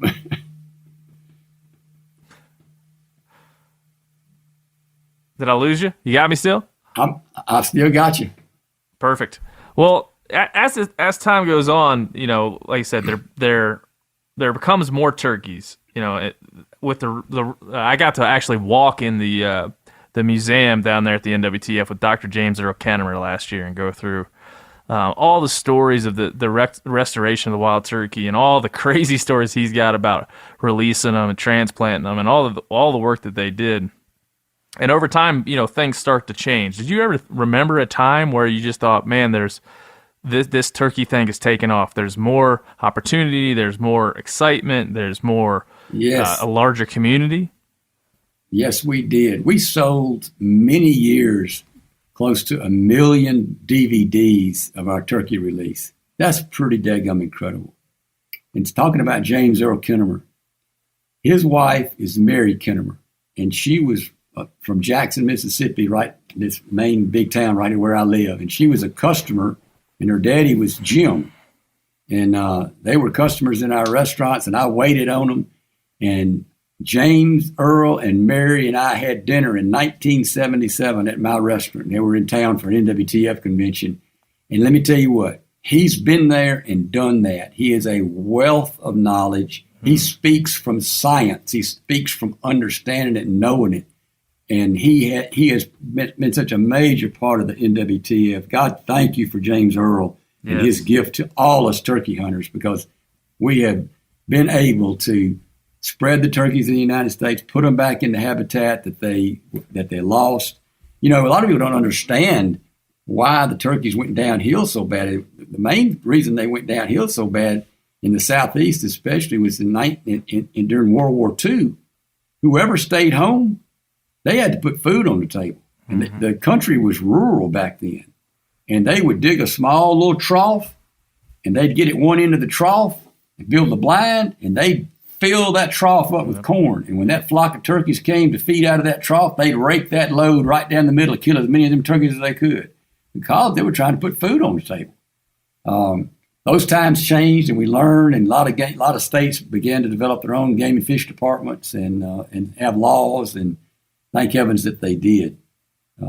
Man, I love turkey hunting. I love it everywhere, and I've hunted some really difficult Merriams and some difficult Rios and some Osceolas, but the Eastern and Alabama and Mississippi and parts of Louisiana and parts of Arkansas, oh my gosh, they can be bad. The toughest turkeys that ever lived right there, man. I love it, though. I love it. We were talking about the other day, what's your favorite state and subspecies to hunt? And I compared, I said, look, the Louisiana swamp gobbler or the southern swamp gobbler is the toughest to hunt, I believe, without a doubt. Man, and then you could go to the easiest I've experienced is like the plains Merriams in South Dakota. I mean, they can be easy. They can be. Every turkey, as we were saying earlier, every turkey can be in a mood. But I've had more experiences where I felt like I could hold up a feather and make any squawk, and these Merriams are going to come running. And I've had more encounters sitting up against a cypress tree or something, trying to call one of these damn gobblers you've been hunting your whole life and have them go nuts on the roost and pitch down in silence. So it is. Yeah. You're right about that. I've had that experience. Well, the great turkey hunts are when you make contact with one, and he wants to come to you. He wants you to come to him. And so you learn to really understand your instrument, be it a slate, a mouth call, a box call, whatever it is you're using. And you're talking to that turkey, and you're getting him to answer, and he's getting so interested. And he comes to where you hear that rattling in the inside of his chest. Depending on the terrain, that could be anywhere from 50 yards to 100 yards when you first hear it. But that turkey has got a periscope, not unlike a periscope on a submarine. And when he is approaching and coming to you, he wants to see you. He doesn't think there's a human imitating the turkey. He thinks, every predator in the woods, every human predator, every coon, every bobcat, every cow knows I'm over here gobbling and knows she's yelping, and they're coming in and sneaking in. And I don't want to get in trouble. So he wants to see that hen first, so he knows exactly what he's dealing with. A gobbler and a hen, just a hen, whatever. And he's sticking that head up. And so most people bat an eye. Most people move their head. A lot of people learn to move their hand by picking it up to their mouth when they call. I'm going to tell you what. If you do that, he gonna see it. And he ain't coming. Yeah. I feel.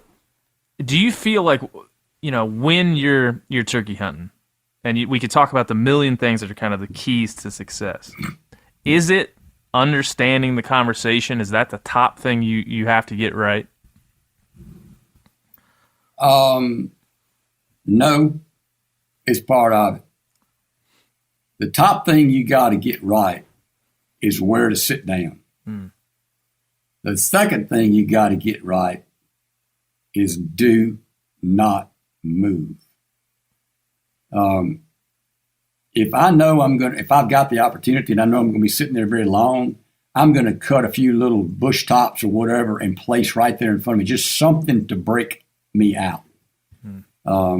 Jordan Blissett, one of the producers for the company, was running the camera the other day, and we got on these turkeys, and as soon as it got light enough to see, because we'd never been to this exact spot before on this place, we could see this ridge to our left, and we went, oh, both of us went, oh, crud, I wish we knew that was there. We would have gotten on that ridge. So the turkey, sure enough, flew down on that ridge, and finally, after about an hour, there were two of them. One of them broke, quit strutting, and walked off that ridge and came into the open bottom where we were. And when he got to 50 yards, 55 yards, whatever it was, he could see two big old knotheads sitting up against that big old red oak. And he turned around and walked off. He gobbled, but he just saw something that he didn't know that was supposed to be there. We didn't have anything to break us up. We didn't have any decoys out or anything like that. And I could have shot him with a 12 gauge, but I'd hunt with a 20 gauge. So I didn't shoot. We got him. Me and Troy went back a week later and got him, but we think it's the same turkey. Yeah, and I've experienced that a ton in my years turkey hunting. That if you're in the right spot, if you're where he wants to be, you're set up.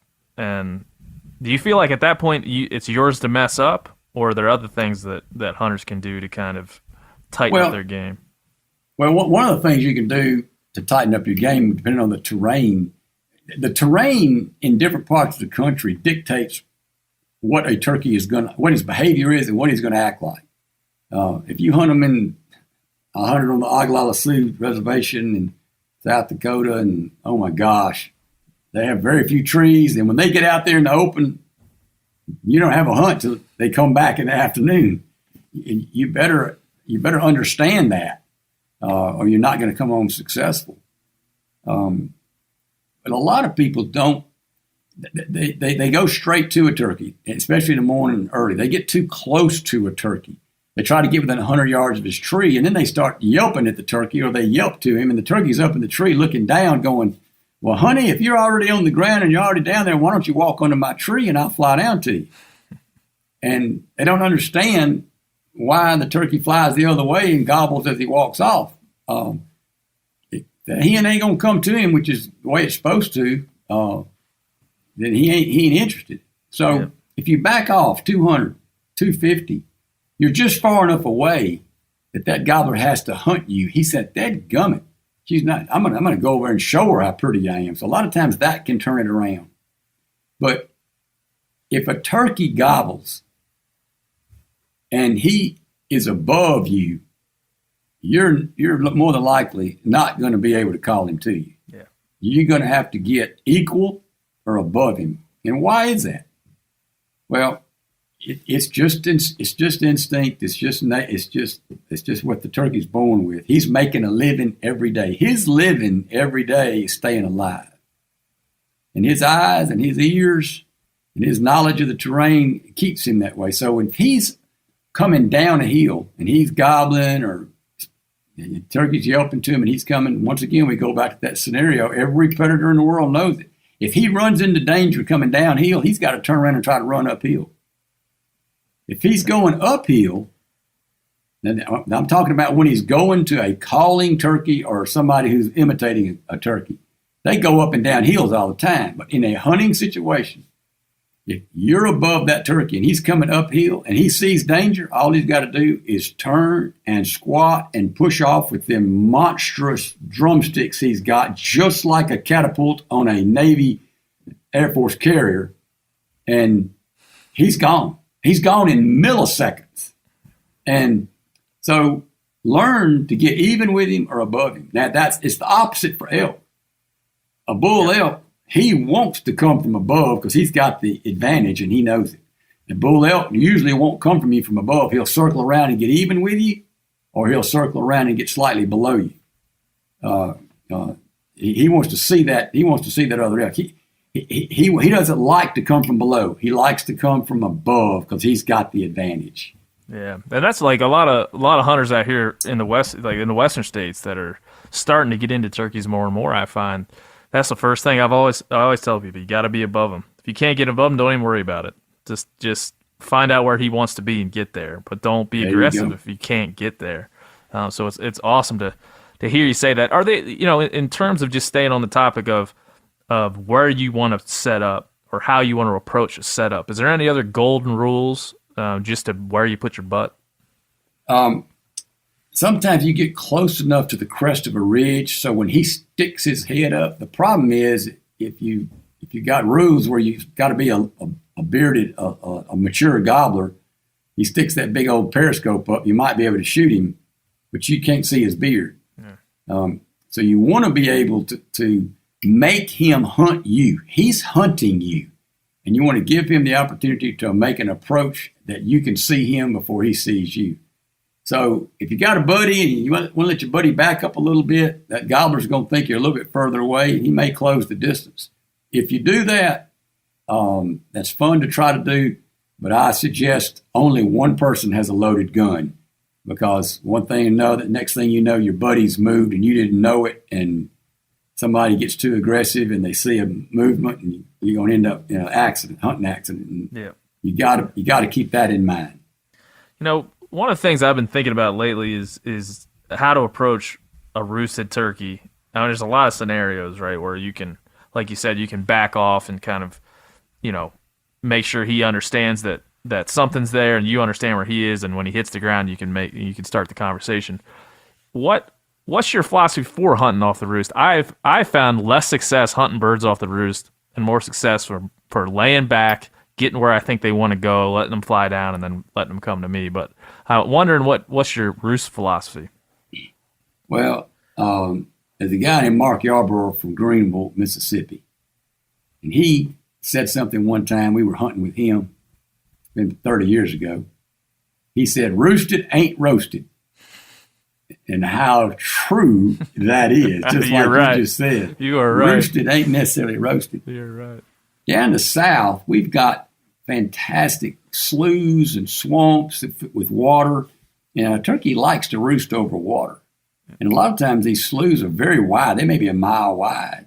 So if a turkey flies from one side and goes to roost out in that open water, if you get within 150 yards of the edge of that slough, the chances of them flying down on your side are really, really good. So you've got the water trying to help you. If you're in open woods or in ridges, which is more cases than not, once again, I think most people try to get too close, and they talk to the turkey before he flies down. Mm-hmm. I use a wing when I'm close to a turkey, like within 150, 250 yards. I use a wing, a hen's wing that I keep in the back of my vest to make the sound of a hen landing on the ground. Yep.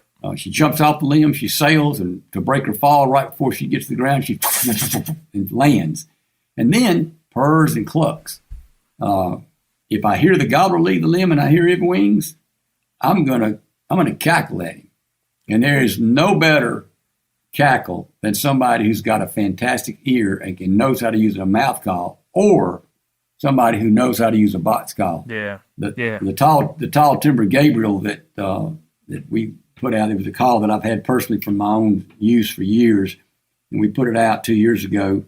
It's got a special thumb groove that allows you to use the thumb against the lid like a spring, and you can pop, pop, pop, pop, pop, pop, pop, pop, pop, just looks like a turkey. Yeah.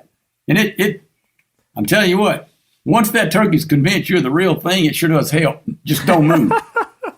Yeah, then he stepped the high ground on you for sure then. Yeah. Could you just briefly explain, because I'd like to go over a lot of folks that are listening to this are brand new at turkey hunting. A lot of them are, in their 20s and 30s and getting into this new. So I like to make sure we don't get too deep into a lot of this. Could you just briefly explain the fly down cackle, kind of what it is? It's I think it's obvious, but it's worth explaining. Yeah, but it is a cadence. There's a cadence to it. So the two most excited turkey sounds are cutting and cackling. A hen gobbler can do it at any time of the day, on the ground, walking around anytime. She does it more times than not when she flies up into a tree to roost or down from a roost site. And the rhythm, it has a rhythm. So it's It starts out with some clucks like kick, kick, kick, kick, kick, kick, kick, kick, kick, kick, kick, kick, kick, kick, and trails off. It can be real short. It can be a little longer sometimes. It's definitely a hunting call, and it's definitely an excited call, and it can definitely be a great turkey locator. But if you use it to locate a turkey, you better have already picked your spot to sit down or be sitting down because he could be close. Yeah, exactly. And that's the thing about, using, a fly down and knowing that when he hits the ground, he's coming to you. So you better damn well be ready. All these new turkey hunters out there, I want to give one tip that I want everybody to pay very close attention to.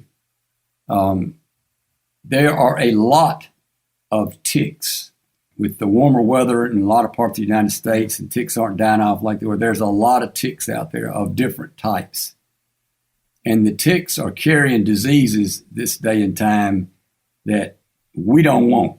Lyme disease being one of them. A lot of states do not recognize Lyme, but ducks migrate, birds migrate. I know of several people in Mississippi that have been diagnosed with Lyme. There's only one lab in the United States that I know of that can properly diagnose Lyme, and that lab is in California. Yeah.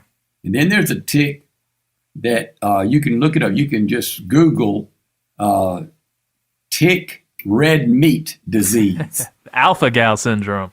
Exactly. Yeah. And if that tick bites you, you're never going to be able to eat red meat again. And people can go into what's how you say it, anaphylactic shock. Yep, anaphylactic shock. Yep, absolutely. And you can absolutely die from it. So the number one product to keep ticks off of you is permethrin. Mm-hmm.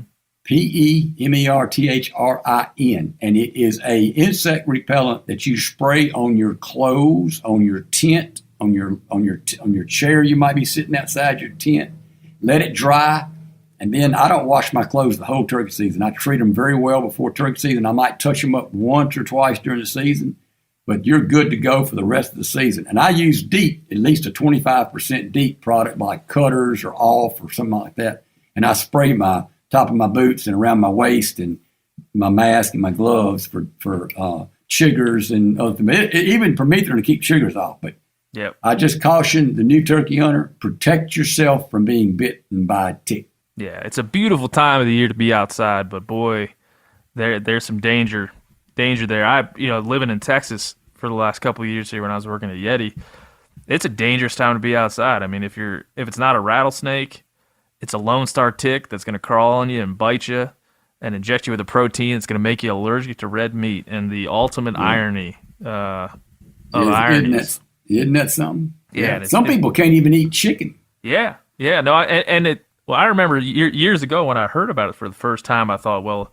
it was and is generally presented as rare. But I know now I could count at least a dozen people I know that have it. Yes. I've got a good doctor friend who got bit in Texas, and he didn't know what was happening to him, but when he ate a steak, he almost died. Yep. Yeah, and the Lone Star tick name is a little bit misleading because that tick is all over the eastern part of the U.S. as well. So I'm glad you brought that up because it is kind of it's not an unspoken danger, but it's certainly something I think is we're more willing to deal with than we are a rattlesnake. Yeah. Yeah, well, you can't be too careful. Even elk hunting. 3 years ago, I was in Montana, not far from where you are in the Little Belt Mountains. And the guy that owns the land that we were with, we were coming out in the dark on the top of this little flat top area, a lot of sage and stuff. And he goes, "This is a known rattlesnake denning area." He said, "So just be careful." So we had on headlamps, and I didn't even have one on. And all of a sudden, he stops dead still in front of us, and everybody stopped, and you could hear that rattle. And he was right there, So you can run into them during the fall, during the spring. 3 years ago, I'd been sitting there talking to a hen. Finally, called her up. She walked on off, and I put my box call down to stand up, and there was a rattlesnake coiled 6 inches from my hand, which had my box call in. I left my box call there and pushed away, and I've got a picture of that boxcar sitting there next to that snake. And I don't know how that happened. I call myself pretty perceptive, but I can promise you this: it ain't gonna stop me from listening for a gobble. That's right. I think you turkey hunt long enough, you're gonna have a tick story, and you're gonna have a snake story. It just is how it is. And I always say that you kind of got to pay a bit of a price for the beauty of that time of year. You know, you're going to get all the newness of the natural world, but you kind of got to deal with some of those the underbelly. I mean, when God is bringing life back to the southern woods and all the different types of hardwoods and everything, it is a time of beauty and joy. It really is. O'Reilly Auto Parts are in the business of keeping your car on the road. O'Reilly Auto Parts offer friendly, helpful service and the parts knowledge you need for all your maintenance and repairs. If you're confused about what part you need, like what wipers are going to be the best, what replacement headlights are going to be the best, go into O'Reilly and talk to the people that work there because they're great and they're super friendly and they'll get you squared away where you walk out knowing you got the right thing. They've got thousands of parts and accessories in stock, either in-store or online, so you never have to worry if you're in a jam. Do you need your windshield wipers replaced? You need a brake light fixed? You need some quick service? They'll help you find the right part or point you to the nearest local repair shop for help. The professional parts people at O'Reilly Auto Parts are your one-stop shop for all things auto do-it-yourself, and you can find what you need in-store or online. Stop by O'Reilly Auto Parts today or visit us at O'ReillyAuto.com/MeatEater. That's O'ReillyAuto.com/MeatEater. There's nothing like snook hook sets at dawn or catching a tarpon in the moonlight. Find your next fishing trip made easy on fishingbooker.com and experience the magic of the Sunshine State or any other destination on your fishing bucket list. Book a blue water adventure in search of sailfish or go snapper fishing with the kids.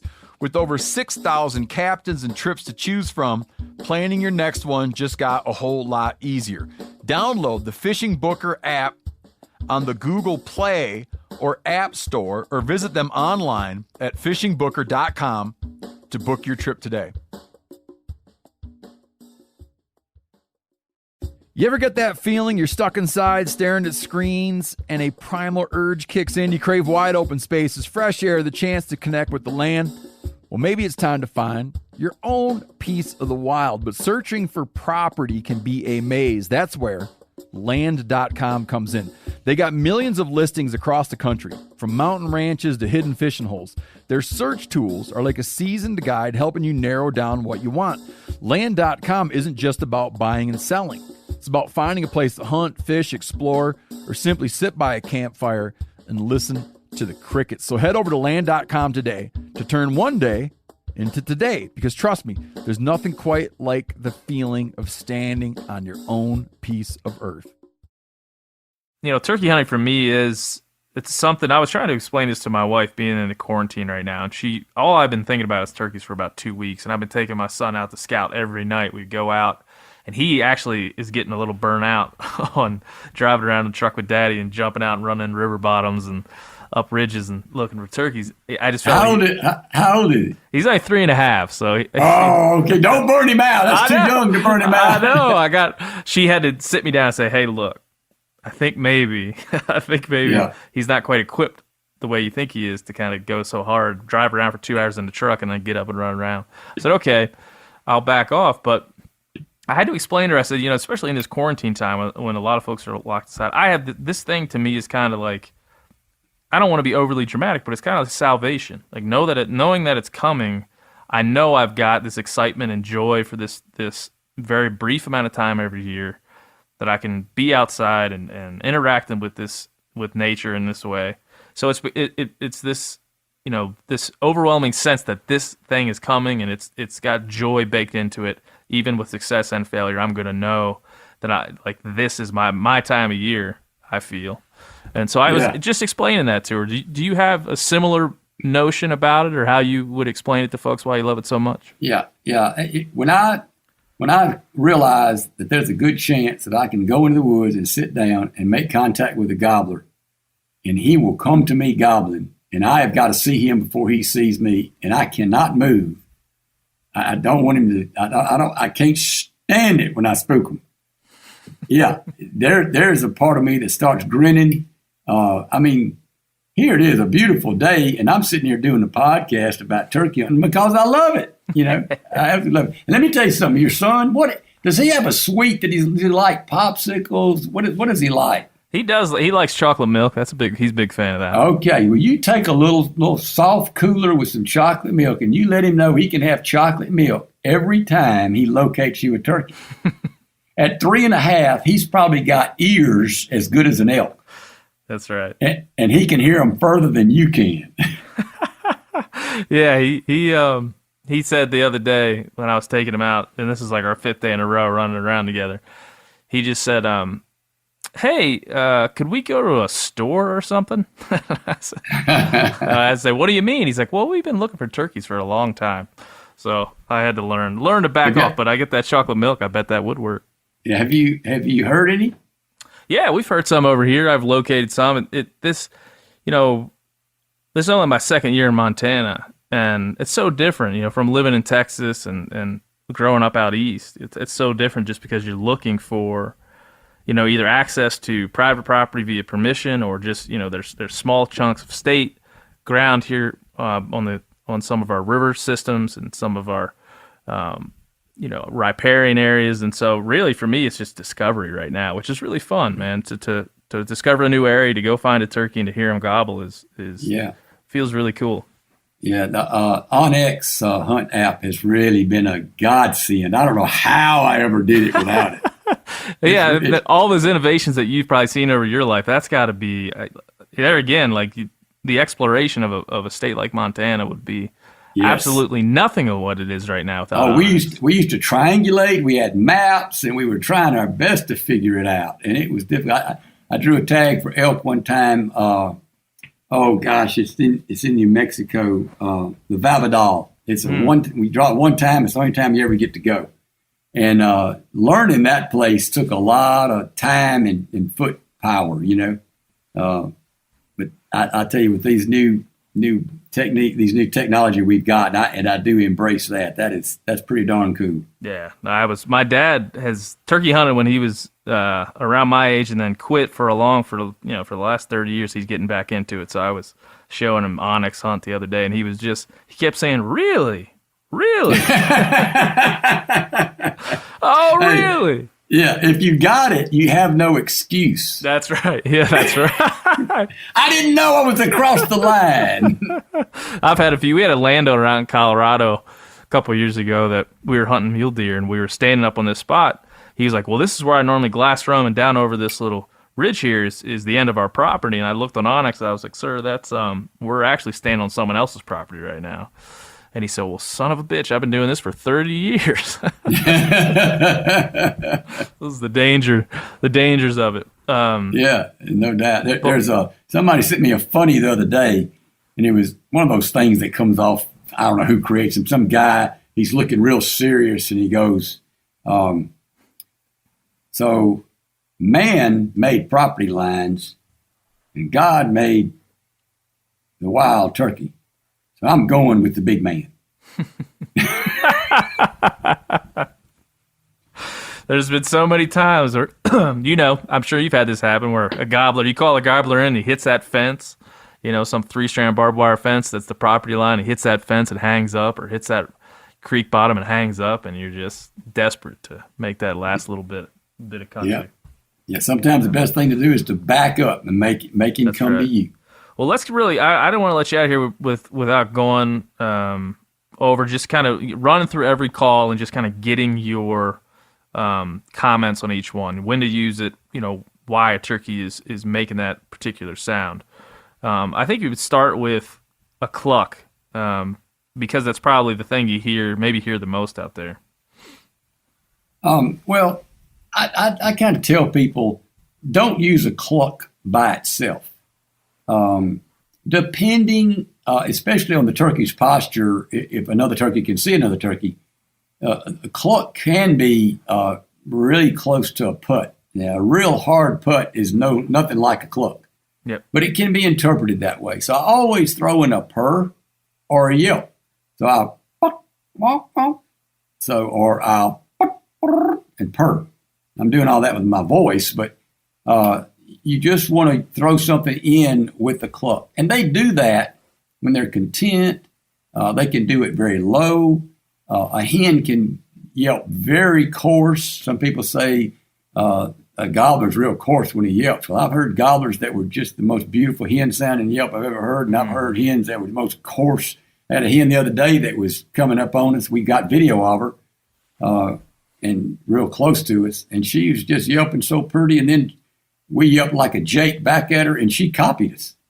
And she, and started yelping coarse. So they can do whatever they want, but the cluck should be used with a yelp or with a purr. It's a contented sound. It can be interpreted, I think, by a gobbler as, hey, I'm happy. I'm scratching around over here. So reaching out, scratching in the leaves, scratching in something that sounds like a turkey looking for leftover acorns or something like that. You're saying, I'm happy over here. If you want to come over here, come on. But I'm happy over here, and that can make him come. Right. If you see, and I've always just be keen. I know you've probably seen this a million times over.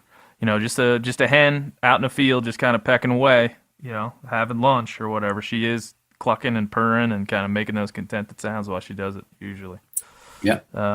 So, the yelp. There's a bunch of ways to interpret the yelp, but I'm interested kind of how you look at that sound. Well, the yelp is your basic communication that you're communicating. So I've got a gobbler out there.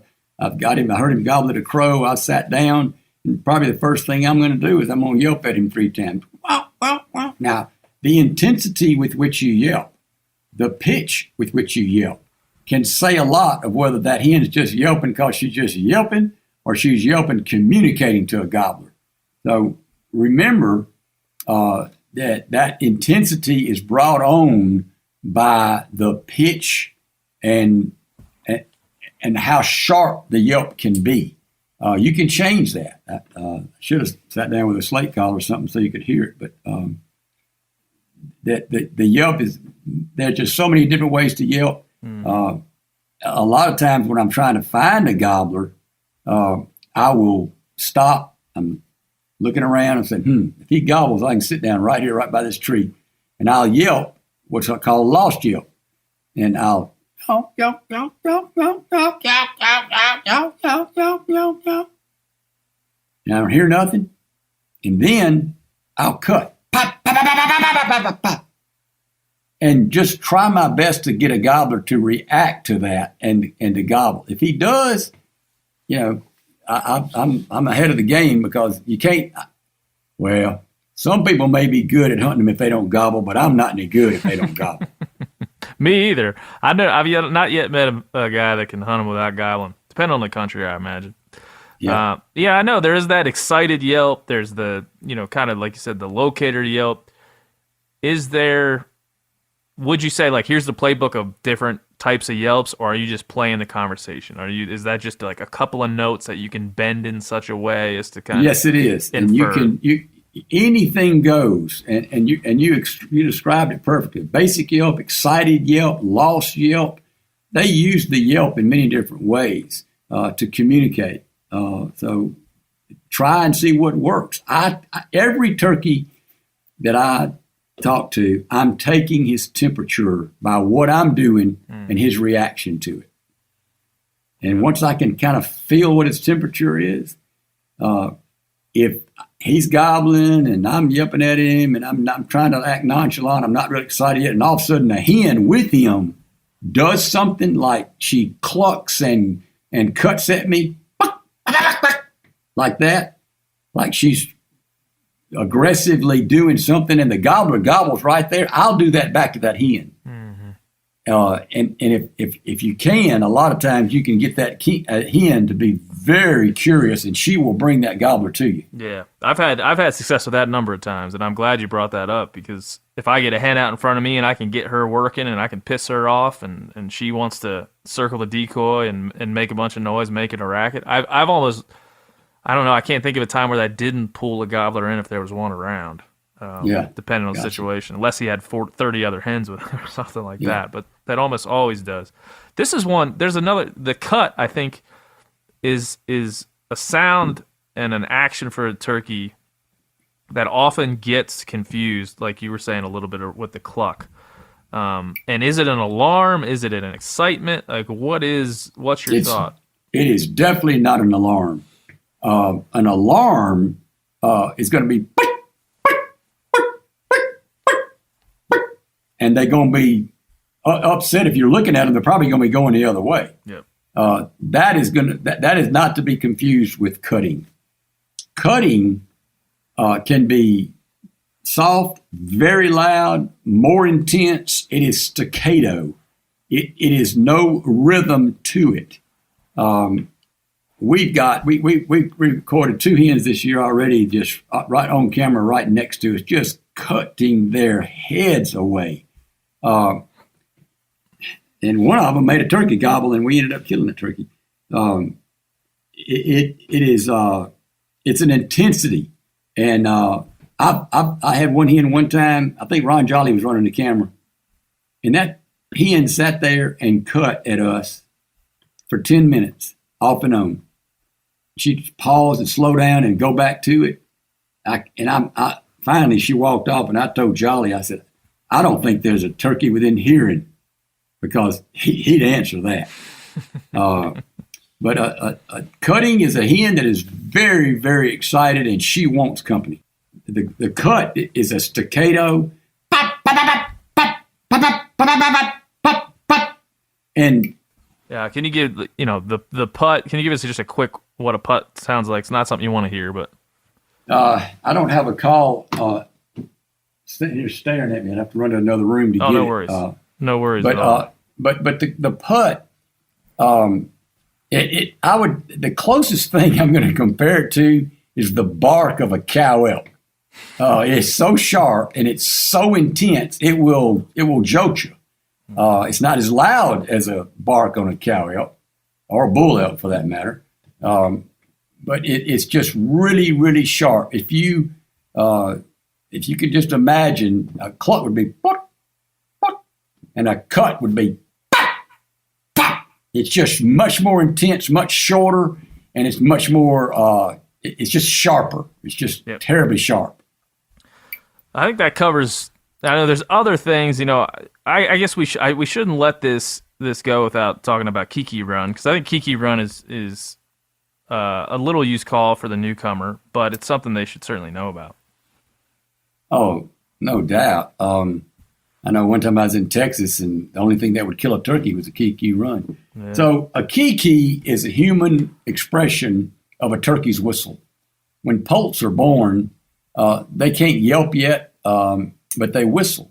And mama will whistle them together. If they get broken up, if you're riding down the road and you drive into a flock of hens crossing the road, a flock of young turkeys crossing the road, and one goes this way and 3 go that way, and they go in every direction, then you can sit down right there, back your truck up, sit down right there, wait about 10 minutes. You might even hear one whistling before you start, but you do it on a mouth call. Is the easiest one to do it with. You can do it on a slate. Some people are fantastic on a slate, but it kind of sounds like this. It's a whistle. And then the run part of it is, as a turkey's getting older, it's going into the yelp. So it's yow, yow, yow, yow. And the hen will do that to gather her flock back together. Mm-hmm. But I think a lot of times a gobbler hears that and he thinks it's younger turkeys and he's not intimidated. A lot of times the jakes will get together and gang up. So last year's gobbler now he's 9 months old or whatever, they gang up on a gobbler and they will beat them up. There'll be 5 or 6, 7, 8 jakes fighting the big gobbler all at once, and finally he just has to quit. Yep, you got that, and you also have similar the assembly call too. Oh yeah, that the hen will do that to assemble the flock back together, And that assembly yelp is a certain length, and it's a begging, pleading, yelping series of calls to bring that flock back together. Yeah. No, so I think that's all the vocalizations. I think we need to cover. And if those if people want to learn more, there's some great stuff on YouTube. And that's been produced, and actually see turkeys do it and people do it. And we used to have a Mastering the Art series. I think that's on the streaming site now. And you can go and listen to all that and listen to turkeys do it as well. Yeah, we had a little exercise with our crew last year where we tried to name everything that we've ever heard make a turkey shock gobble. Oh my gosh. Car doors and car alarms and coughs and anything you could think of. You got any funny stories about shock gobbles? Bullfrog, owls, barred owls, great horned owls, car horns, gunshots off in the distance. Thunder's one of the best. Yes, sir. Out west, the number one turkey locator is an elk bugle. Yep. Absolutely fantastic for making them gobble. Yeah, and I've recently really started relying on a coyote howl sometimes. Oh yeah, they're small, easy to carry, and they work great. Yeah, works great. How would you describe, kind of what's going on within the turkey in a shock gobble? I mean, obviously, shock says it describes kind of the reaction, but what's your thoughts on that? I don't know. They've tried to understand that and prove it. Sometimes, I've had Miriams sometimes get spooked, and I've made them gobble by shock gobbling. The Eastern won't do that. You spook an Eastern, his mouth it's shut tight. See ya. But you can get a Miriam and sometimes an Eastern to gobble, even though they've seen you.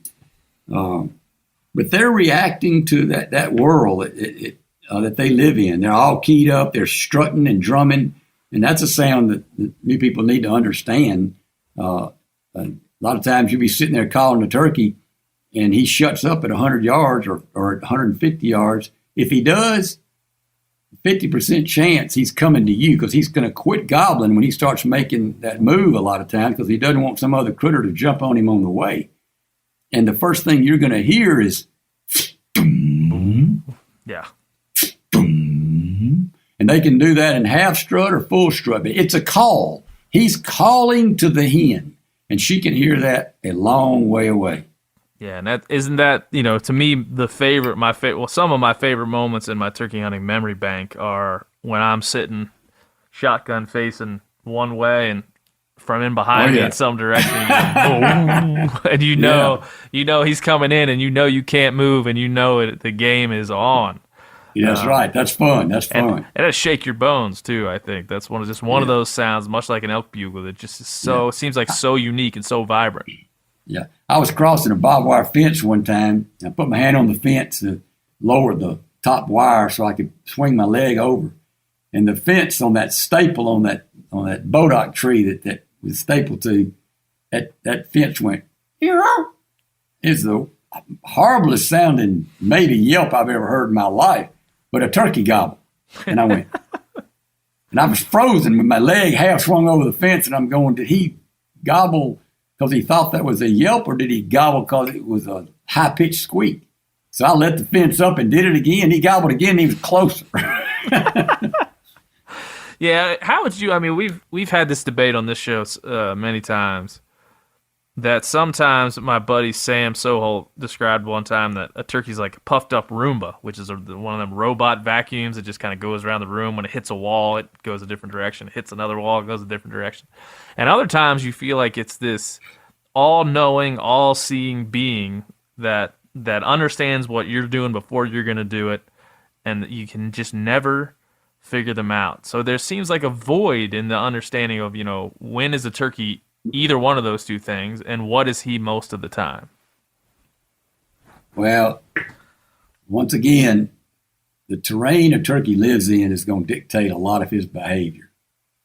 And maybe because we have thick woods in, Ohio, Indiana, Kentucky, Tennessee, Mississippi, Georgia, Alabama, Arkansas, Louisiana, they act different. They they seem to me like they're always on top of the game. And you've got to find one who's so lonely that he'll break the rules of nature and act stupid and come to you rather than you come to him. Yeah, now that's something that I hunted for years as a kid, never knowing that we were kind of reversing the natural order of the interaction. Like that's right. That's right. That's something I think is very important for people to learn. Do you have?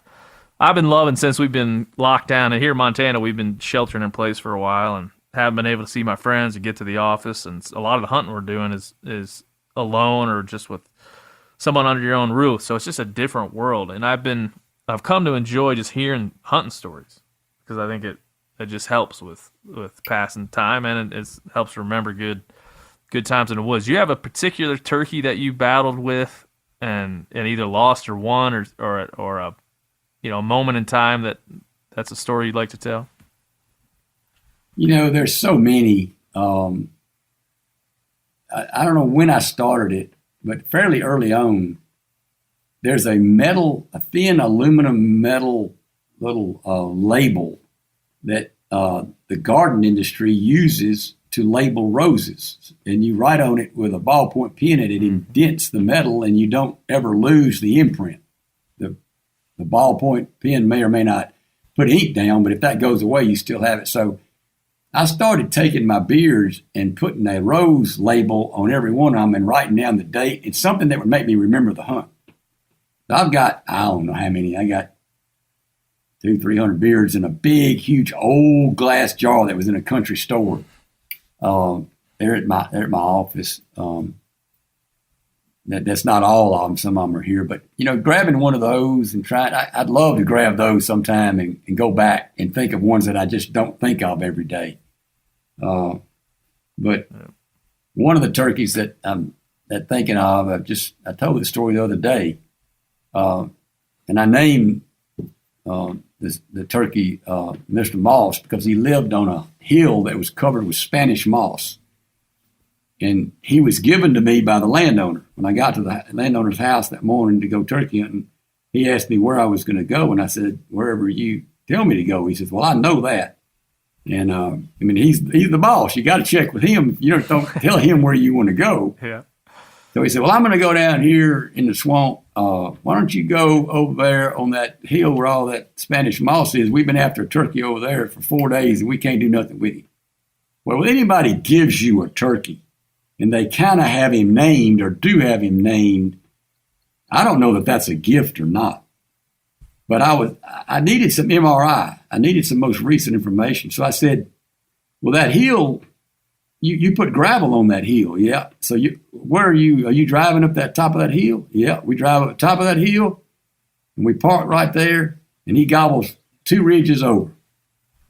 And we go to him, and he flies down and goes the other way gobbling. I said, okay. So I thought about it, riding over there. I parked at the bottom of the hill before the gravel ever started, a dirt road, in my truck. And I walked up that hill as quietly as I could, and I got up to the top of that hill, and I waited. It started getting light. No gobble, and I didn't want to hoot. Some mornings I just have a feeling I want an owl to hoot. And down here in the southeast, we have what's known as barred owls. And they can hoot in different rhythms, but typically one goes, oh, oh, oh, oh, oh, oh, oh. And before long, finally, a crow hollered, not an owl. And he gobbled. He was right there where Mr. Hood said he'd be. But I had to go down a ridge and up a ridge. And if I top that ridge, he's liable to be able to see me from the ridge he's on. So I started walking. It's gotten light now. I can see the ground. I can see the leaves. He's gobbling good. Hadn't yelped to him, hadn't done anything. And so I started. A man has 2 feet, just like a turkey. So I started walking in those leaves just like a turkey. And after about 2 or 3 steps, I'd stop. And when my right leg does better than my left leg, I'd scratch the leaves and scratch those leaves back. There's no way to be quiet. So if you're going to walk in the leaves, you might as well sound like a turkey.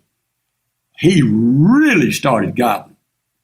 So I got to that ridge. Before I got too high on it, I thought I'm going to be below him. That's not good. I just don't have any other way to do this. And so I kind of backed up, and that really kind of, I think, helped because I had to make some noise in the leaves and scratch. And I got to where he could come down the hill a little bit to me if he came up to the top of that ridge. And he had distance enough, I felt like maybe he'll feel safe before he starts coming up to me. Well, he's gobbling good. I ain't said a word, but I've walked in those leaves. That's all I've done. So I finally just sat still. He's gobbling. I ain't said nothing to him, but he knows the turkeys. I've made a call. My call is walking in the leaves and scratching. All of a sudden, I heard him take off that limb. I heard those big wings, foo, foo. And I looked up, and he's flying over that ridge I was looking at from the ridge he was on. He's probably 3 feet off the ridge, and he lands in a tree 30 yards to my left. My gun is pointing where the gobble was coming from, so he's 45 degrees more to my left now. My gun's pointing straight ahead. And as soon as he hit the limb, he's about 10 yards off the ground. He landed on a hickory limb, on a big old shagbark hickory. I remember it like ever. And as soon as he hit that limb, he gobbles. I ain't moving. I cannot move my gun. I can't do nothing. I don't know. He gobbles again. And then he jumps and lands right below that limb, just right out in front of that limb, foop, on the ground. And I've got my eye cocked to the left. Thank heavens he's on my left. I'm right-handed. And I'm looking at him. He's looking around. He knows that he's in somewhere. And so he walked about 5 yards away from that hickory tree, and he's in the wide open. Nothing that he can get behind real quick, because they can get behind stuff real quick. And I swung my gun and shot all at one time, and I was able to kill him. But he saw the movement, and he had started making his move. But those copper-coated number 4s back then were they beat him to the trick. But that was a great, rewarding hunt. Yeah, there's so much about that. I'm listening to you tell the story. I mean, I could tell that you're there. I was there with you when you're telling it, because you just so many times you have to be so precise with that last movement. You're like, I gotta swing and shoot. I like how you described that. I gotta move that gun barrel, and I gotta send a payload his direction before he knows what's coming. And that is all so instantaneous. Yeah, well, I still get excited. That turkey we called up last Monday, he's 20 yards, and I've gotten my gun on him. Camera's running right here on my right shoulder, and I jerked the gun, and the gun didn't go off. I didn't even pull the trigger. Yep. And I went. And he didn't see me. I'm going. I mean, I moved 3 or 4 inches. Like you novice. You've been doing this for a long time. You're not supposed to get that excited. And when that happened, Troy Ruiz, who's running the camera, he cut at him and made him gobble. And I shot him when he stuck his neck out. Yeah, all these stories too. I don't know if you're like this, since we now know you're a fan of the 10th Legion. There's so many quotes from that book. Even being so lucky last year to meet Colonel Tom. Yeah. He's like the narrator of my turkey life. When things happen, all the quotes from his book come. I read it every year before turkey season for the past probably 6 years. And all those quotes just boil up. And, he says that first time a turkey came to me, I was shaken. And the last time a turkey came to me, I was shaken. And if that never happens, that's the day I quit. And there you go. I ain't quitting. I ain't quitting either. Well, Will, thanks so much for joining us. I guess, there's so much that you've done over your career in hunting, and I guess, as a young hunter myself, I just want to thank you for all you've done and all you've taught people and all you've taught me and the inspiration you've been to so many, because I think can't be understated what turkey hunting is now that it wouldn't be, and all forms of hunting would be without your company and your contribution. So thank you. Well, you're mighty kind. Thank you. It's been a joy of love. It's been a work of love and a joy. Yeah. Is there a way you would encapsulate your career and your life outside? Is there something you would want folks to take away from what you've done? A lot of people, you go to the National Wild Turkey Federation convention, or you go to the RMEF convention. You go to some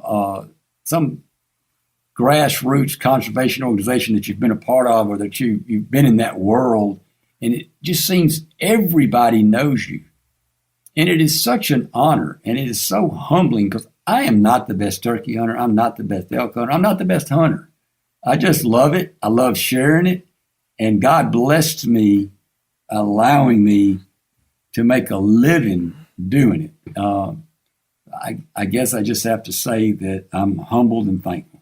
Yeah, well, that's a good way to be, and we can all remain that. We'll all have a good hunting life. So thank you, Will, and hopefully we can talk to you next turkey season. See how you're doing. All right, man. Ben, good luck to you, man. Thanks for all you do. Thank you, Will. Yes, sir.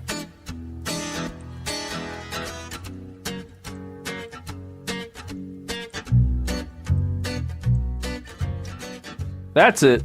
That's all. Another THC in the books.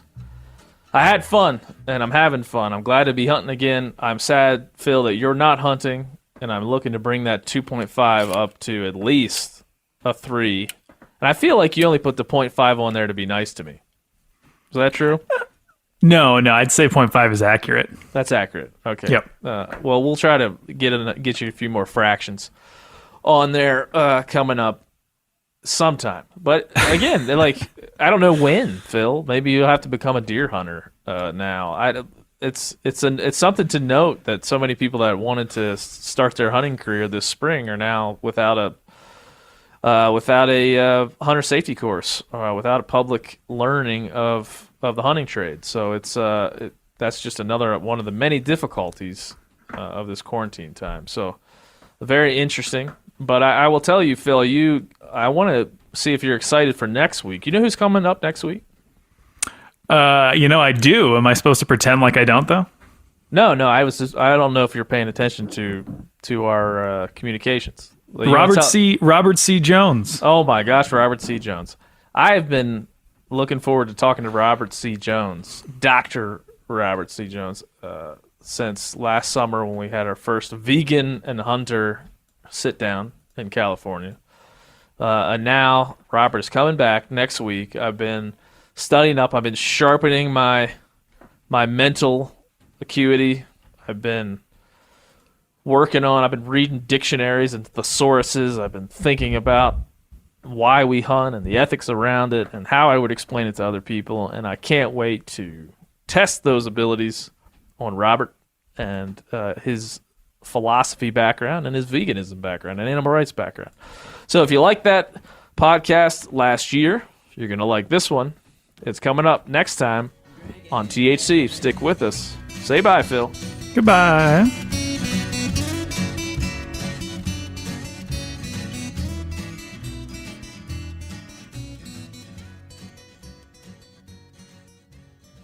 Hey, Phil, guess what, man? Oh, what's that? You know what I watched last night? Iron Man 2. No, I watched Star Wars: The Rise of Skywalker. Oh, that's a pretty bad movie. How'd you like it? It was awful. Do you feel like it was all? Where did you rank it in your rankings, or had it not come out when you ranked it? Oh, it had not come out yet. It would be near the bottom, though. Maybe for sure. I mean, I've watched all the Star Wars. I'm not anywhere near your fandom level, but holy, was that a steaming pile of shit. It was very bad. I could go in depth into why it was bad, but that would take 45 minutes at least. Well, it's good that like a super fan like yourself knows it's bad. I just, as somebody who likes good material, likes good content, it was bad. And I halfway through I started to think millions of dollars went into this. Many smart people worked on this. Uh-huh. Many people with eyes and ears watched it before they like put it out to the world. How could it be that bad? Ben, I don't know if you know this, but the dead speak. What's that mean? Is that inside? Is that from the movie? Uh-huh. Why it was like the most convenient plot tie-ups ever. They were just like, oh, he's back from the dead. And you're like, well, what's the point of him dying in the first place? Somehow Palpatine is back. We don't know how. Is he a They clone? never Maybe explain we're not going to explain it. They never, in the beginning, I'm like, well, that'll be cool. The whole movie, they'll work at explaining how he just came back from the dead. No, that doesn't matter. And No. then at the end, they're like in an arena. I don't care about spoilers, so fuck it. Like, they're in an arena. There's like thousands of like, what are they? Nobody knows because they didn't explain it. Where did he get those people? Sith people or Sith ghosts or Sith fanatics? No, yeah. Where did he get them? I don't know. Apparently, it took them just like a couple of decades to make thousands of Star Destroyers. The Where fleet did they that just get the- rises from the ocean. Where did they get the raw materials for that The kind of raw work? materials, the labor. I mean, there was a lot of people in that Coliseum, but not nearly enough to build that many spaceships. Oh, yeah, it was like, as a narrative, it was like, oh my gosh, we forgot to create a big bad villain for the last episode, so we're just gonna actually create one and not even explain it, because screw it. And then, I'm not gonna lie, if Chewie died, I wouldn't have a problem with it. I was hoping to see him bite hot the dust. take. I wanted Chewie to die because at least it would have been like, oh, at least they're taking chances. At least there are stakes in this movie.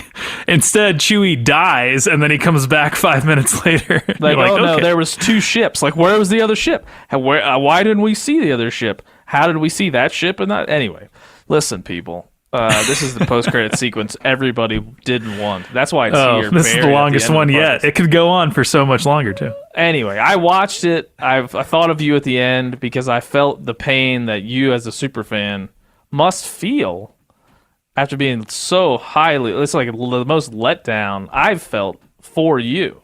I felt sad. Single tear, buddy. Single tear. I'm so sorry that they did that to you. Yeah, it's okay. I mean, I groaned out loud in the movie theater several times, but, there's always the last season of Game of Thrones, right? Oh, God. Oh, no. You ever get that feeling the walls closing in, the concrete jungle suffocating you? You crave some wide open spaces, the chance to connect with nature, maybe in a spot all your own. Well, head over to land.com. They've got ranches, forests, mountains, streams, you name it. Search by acreage. You can search by location. You can search by the kind of hunting and fishing you're dreaming of. Land.com. It is where the adventure begins. Hey guys, turkey season is in full swing right now, and if you are planning on getting after it, make sure to pick up some Meat Eater Phelps turkey calls to stuff into the old turkey vest or into your fanny pack right now. I carry a few different things. I like to use mouth calls, and I like to use pot calls. Mouth calls or diaphragms, I like them because it gives you hand-free calling, meaning when you're working a bird up close, you can have your gun on your knee, finger on the trigger, ready to roll, and still be making turkey sounds. I like pot calls because I just like pot calls. I enjoy calling with a pot call. Whatever direction you go, including a box call, which I don't personally use too much, but they're fun and great, and I started out with them. Yanni, on the other hand, one of my main turkey hunting buddies, he loves box calls. And what's funny is I'll now and then look to him and give him the look that means get out your box call and find us a turkey. So it's not that I don't like them. I just have Yanni use his. Then I don't have to carry it. Go to Phelps Game Calls. Get calls that are made in the USA and get calls that'll get them close. Find yours at phelpsgamecalls.com today.